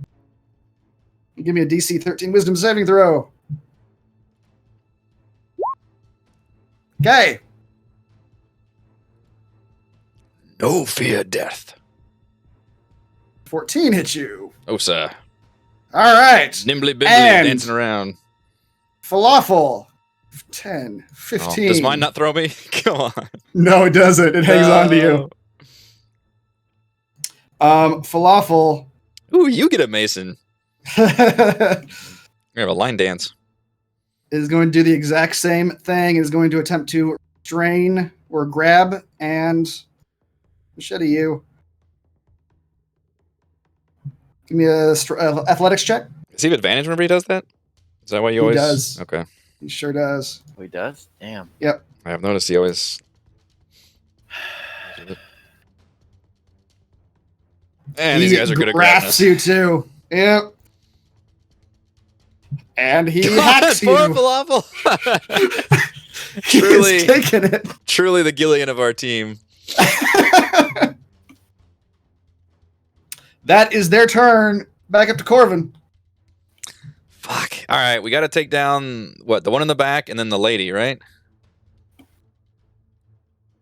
Then has the lady been injured at all? A little bit. I think you kicked her once. That's true. And then the dude in the back you said was really injured, the Mason Prime. Yeah, I mean it's not alive. It's a dead body, but you're damaging it. Okay, what's more important do we think? The body or the Mason Prime or the mother? Mason Prime. All right. I'm grappled, so instead I'm going to look I have over. a feeling when Mason Prime gets destroyed, these other ones will fall apart. Okay. So I will attempt to make the bell. This is why I took this, so I have a ranged attack. Make the bell sound to Mason Prime. Fuck. Can't roll for damage on this thing, though. It's a wisdom save for 1 damage. It's a body. I don't know if a body can make a wisdom saving throw. It's not actually a creature. Oh, it's not a creature? It's not. It's a dead body. Oh. It is a corpse. Okay, my bad. So but you can attack it? Yes. She just threw a javelin at it and just took off a chunk of the corpse. Failed it, so that's why I didn't do any damage. The first time I did a bunch of damage. Say I pointed that at her then, because I already rolled it. Okay. Sure. I didn't Wisdom realize, saving throw. To be fair, it looks like the exact same as the ones that are attacking me. It does. I don't have like a. I could put a corpse. I don't know. Yeah. All right, she succeeds. There. It is a dead Mason. Falafel. Falafel's being choked to death, but he must touch himself. Must. That's what you got to do. 18. Can I break out this grapple or? You can. As an action, you can do an athletics or acrobatics. I already cure wounds. Oh, that was your action. I know, okay, that's the pain in the ass. Yeah, it takes action to get out. So he touches himself and he looks better. We did not have a good round this round, everybody. Maybe next time.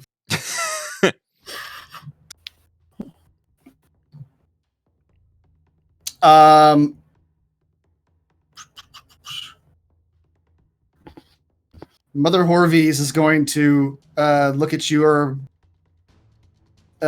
Scarlet. Mm-hmm. And she is going to again scream at you something about punishment and protecting her child.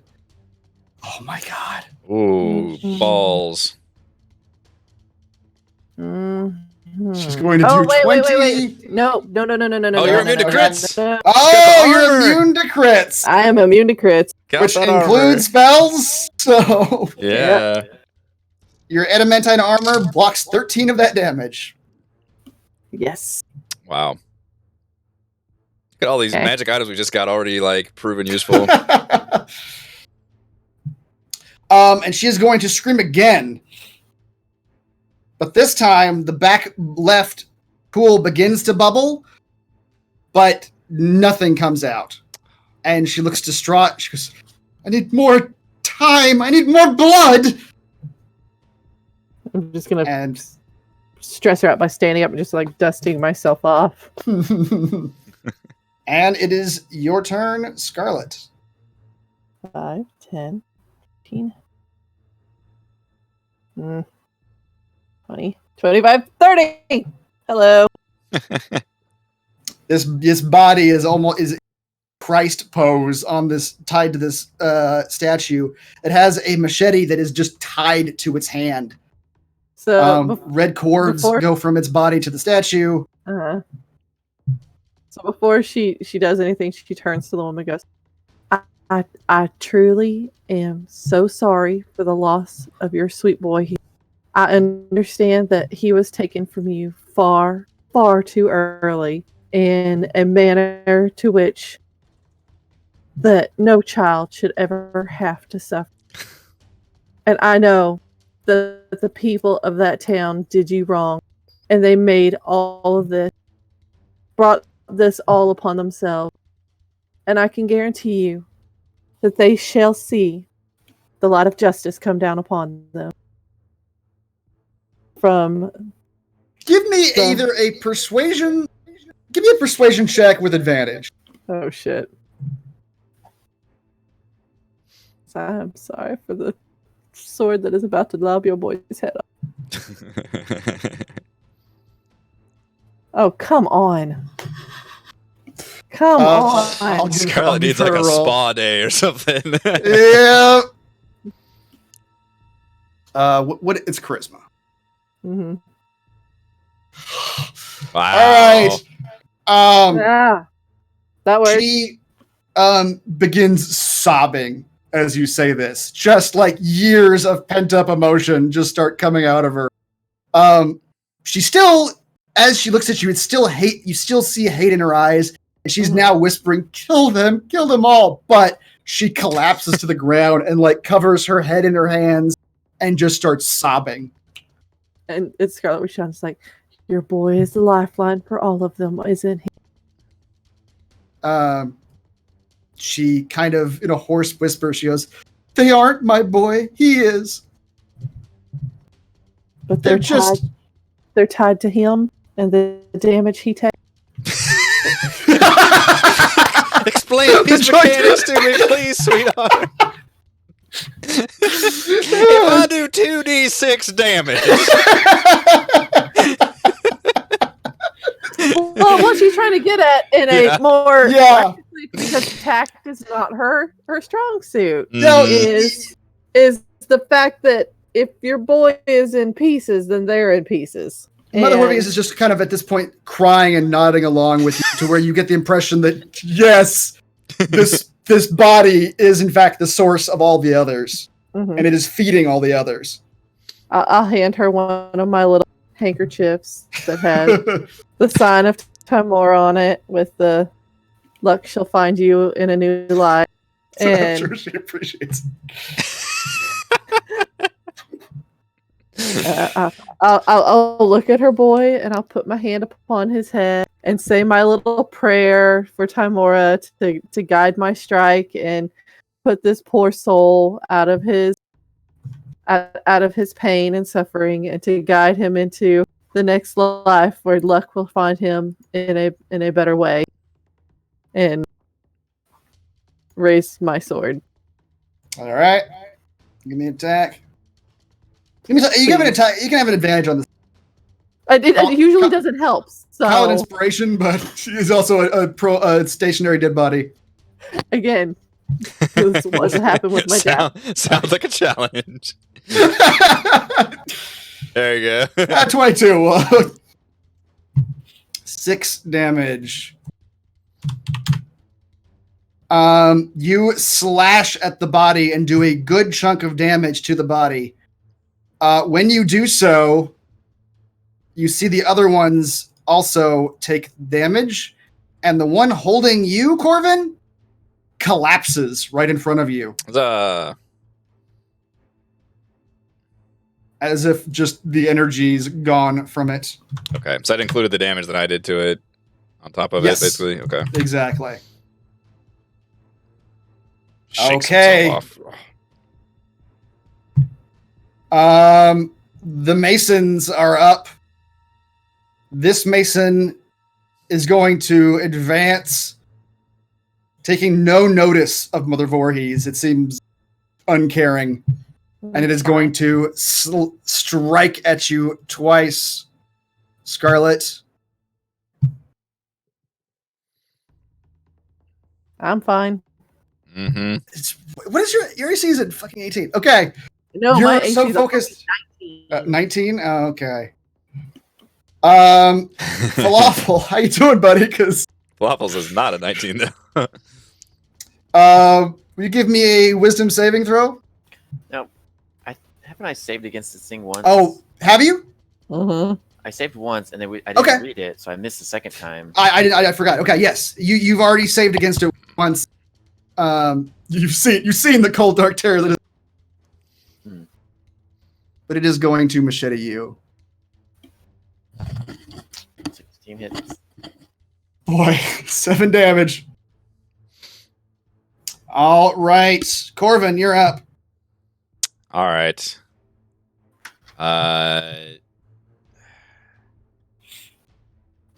Oh shit! Do I need to save Falafel or help the situation? Say here? falafel. I got this shit. I'm All good. right. He says, 5, 10, get the source. Now I see the bard in danger. I gotta help him. You just see Scarlet reach back. I got this, honey. It's fine. It's a very Scarlet thing to say. It is. Bone chucks. 8 damage. You smack him. How's he looking? Not bad. He has not taken much damage. Falafel, you suck. I'm gonna use a key point to do my There's flurry. a new one that just popped out. This is a new one. It Flurry- yeah, just that's came true. out of the vats. And do 2 unarmed strikes. Is 11 11 hit? will not hit, but nope.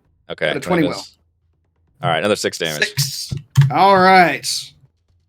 Smack him twice. Yep. He's still holding on to Falafel. Ugh. Falafel. Do I get flanking bonus? Yes, you do. You're just grappled. That just means your speed is 0. You're not restrained or anything. Plot his rapier and I guess that means you had flanking bonus too. I did. Corbin, we just did.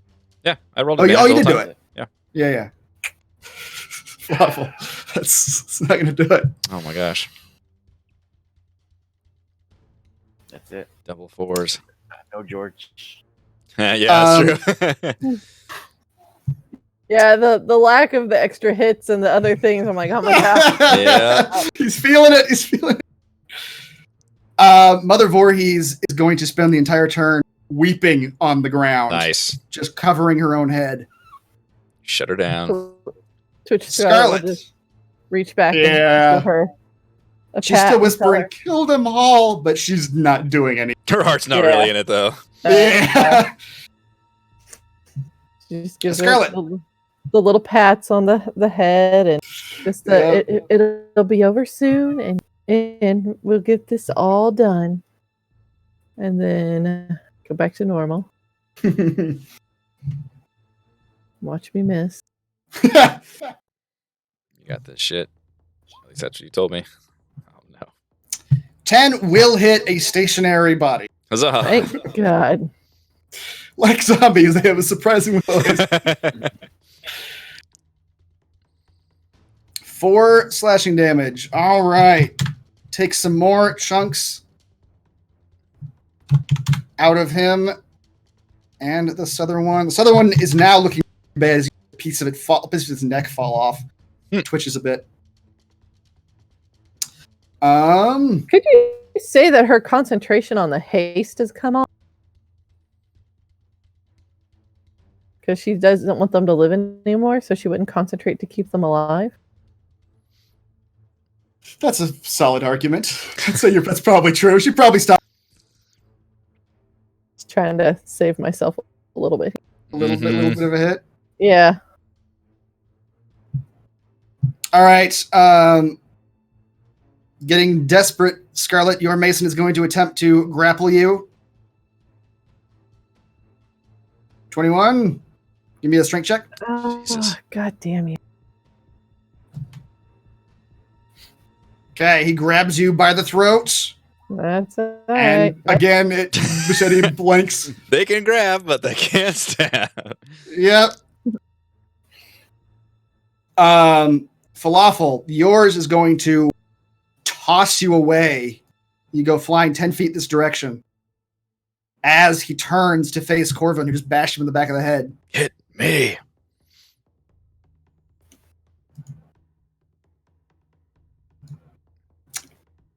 Uh, 15 No dice. will not. All right. Boy, if I had one lower AC, you would have hit me a lot of times. Yeah. Been nailing those 15s. Corvin, it is your turn. All right. I'll continue to try to take this guy out. Okay. 21 hits.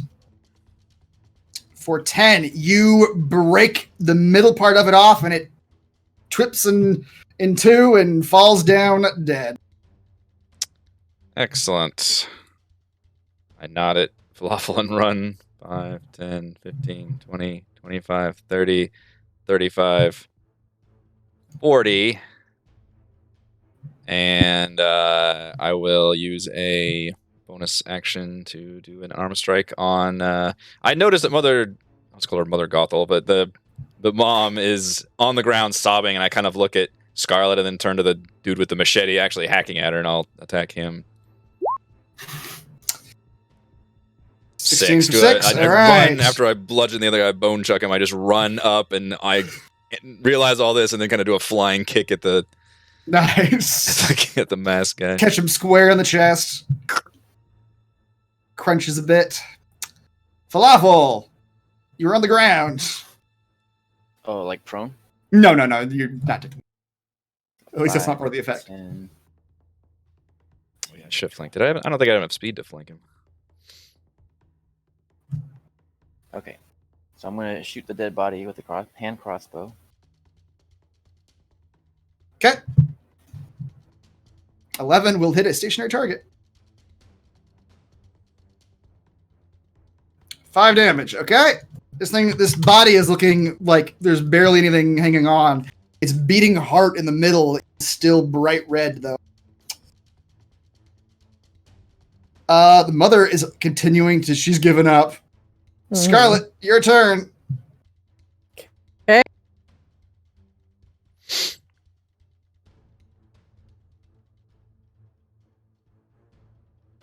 $16. Some damage. 4. Scarlet, how do you destroy this body? I remove his head from his shoulders, all while saying a lovely death prayer to... It's a merciful execution. Yeah. To an already dead body. Yep. To Timora to bless his soul and bring him more luck in the future. All right, you do that. Better luck next time. Better luck next time. But in a classy way. I wanted to take off his head so that way, because they're zombie type things, so you got to take off the head. If I've learned anything from The Walking Dead. And then when we put him in a casket later for her to have, and you kind of just like put it right there with a piece of paper in the middle, so that way it can't try to reattach itself, and then a piece of paper. This will solve a reanimation problem. Well, if it can't reattach itself to itself, we're good there, and then a little burial on a piece of plastic. It's fine. And then he can have his proper burial rites, and we will deal with everything else. That's right. This is all very dark magic. Yeah. This is to prevent the dark magic. Oh, prevent dark magic. Yeah, so the body is destroyed. Mother Horvies is a sobbing mess on the ground. Poor woman. The woman at this point is just sort of whispering, she's saying, leave me to my blood.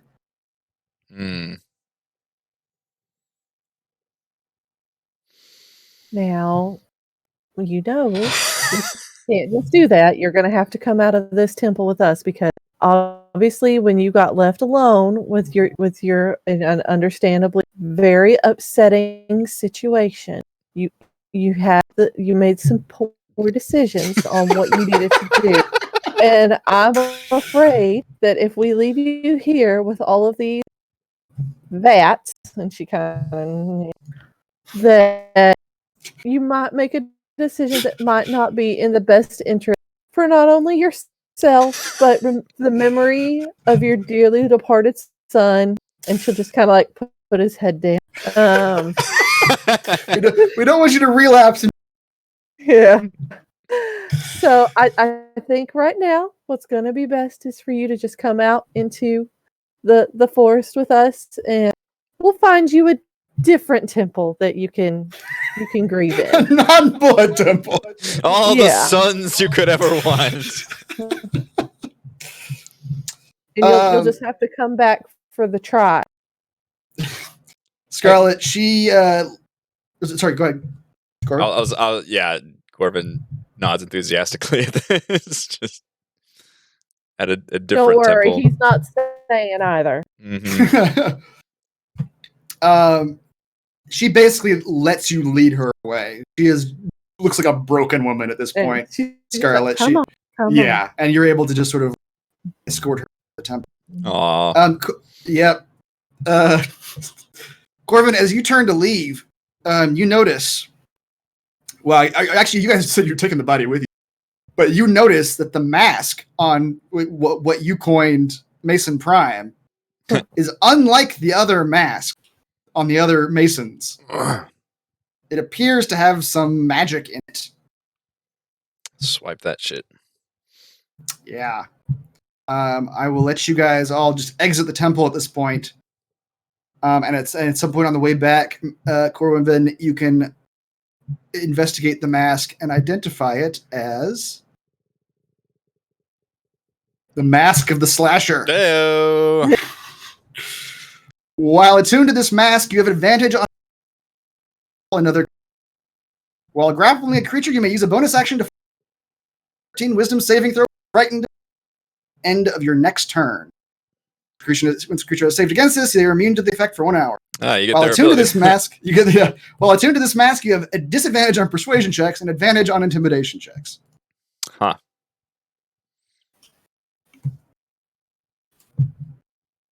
Grappling. Ooh, actually, yeah, I'm not good on. Do you want this, Scarlet? It doesn't seem like the kind of thing Scarlet would wear, but I'm not very good at. That'd be pretty funny. Now listen, that she does a lot of persuading this character, and having this. That's true. You don't have disadvantage. Yeah. No. I mean, unless it gave me like double advantage or something. No. I'm actually proficient in athletics, but I only have a +1. Yeah. I can hold on to it now and find a proper way of potentially disposing of said item. There you go. And then maybe we'll meet another party member that can use it. You never know with this team. It's a rotating crew. I have a very wonderfully stinky friend who might be able to use it. He doesn't care about charming anybody. He'll wear it. Yeah. And they will definitely be frightened of him once they get a whiff and a visual of what they are smelling. Mm-hmm. So she'll just kind of tuck it away, keeping it so Mother Voorhees doesn't see it. Right. And I'm assuming there's like another probably small town kind of on the way back to the larger town that we were going to. Because we did have to travel for 5 hours into the woods to come to this temple. That as we pass by, pay to have the remains collected and set for proper burial in their town, not the one that he was murdered in. Okay, that's just uncouth. And I'll also pay for an express to the closest major city. So I don't know if that's like Waterdeep or wherever, to the closest temple of Timora to tell them of the heinous crimes that have been committed in the city that we're traveling back to, and that they need to send a judge and jury, for the lack of a better phrase. Yeah, your initial idea of making them hold a trial or whatever, you realize we didn't go too deep in the last names, but you realize that two of the kids, they're now adults, but two of the perpetrators were children of the elders. Yeah. So there was very little chance of them actually holding a trial. Exactly. So that's why the decision will be taken out of their and a representative of the city will come through and try them for their crimes. And all right. We've got the mask, so that's kind of proof that we stopped the issue. Yes. But before you even go into like holding people accountable for the crimes, the elders do pay you. You know, at least one of us should go and collect the payment. Yeah. We did rescue a bunch of people. Yep. Yep. So you saved 7. You saved 7. Wait, no, you saved more than that. No, 7 out of 12. Yes. Because there Right. were 5 that were dead. 2, 5, yeah, 7 out of the 12. Oh shit! Right? I guess we Yeah. never did find some of them, did we? Oh well. No, some Oh, of them well. were dead. That was Yeah, the some of them problem. were dead. You can presume the one you missed. Yeah. Yep. So you so what is that? 7 whatever 7 times 60 is. Who knows? 420. So you get 1,020 gold. Phase it. Wait, how much? Because you got 600 for the completion of the task. Uh-huh. And you said 420? Yeah. 1,020 Collectively? Divided by collectively. It's 340 each. Holy shit! I'm gonna go buy a house. Don't you need a nest? Suckers. Not sleeping on the streets no more. Falafel pulls out his loot, starts drumming. And then as we're getting ready to depart the town and head off to our next set of skills, I'll just give that lady who I guess hired us, for the lack of a better term, the note, probably, that's I'm sure has already arrived back from whatever city, because we'd probably be here for a few days, heal falafel for a while. And You had a hard time. yeah. And I'll just give her the express note that was sent back that just tells her when the judge is arriving. And I'll tell her, may Tamora bless your soul.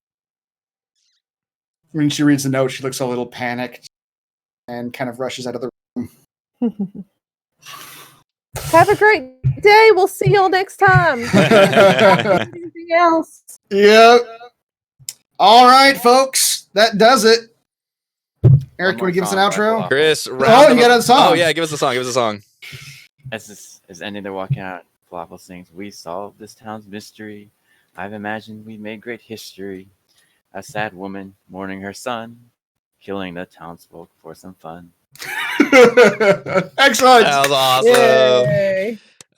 Big round of applause for Chris DMing, giving us a one shot. Thank you so much. Yay. Thank you for staying an extra hour for.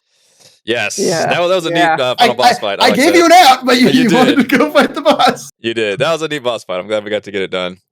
Yep. So super thank you to Chris, Heather, Raymond, I guess myself. Thank you to our wonderful fans for watching. Go to roguewatson.com for recaps, patreon.com/roguewatson if you'd like to support the channel. We will be resuming our regularly scheduled Tomb of Annihilation stream next week, and we'll see you all then for that. Bye. Bye. If you want to play that same music or... Yep. That creepy music. Yeah. GG.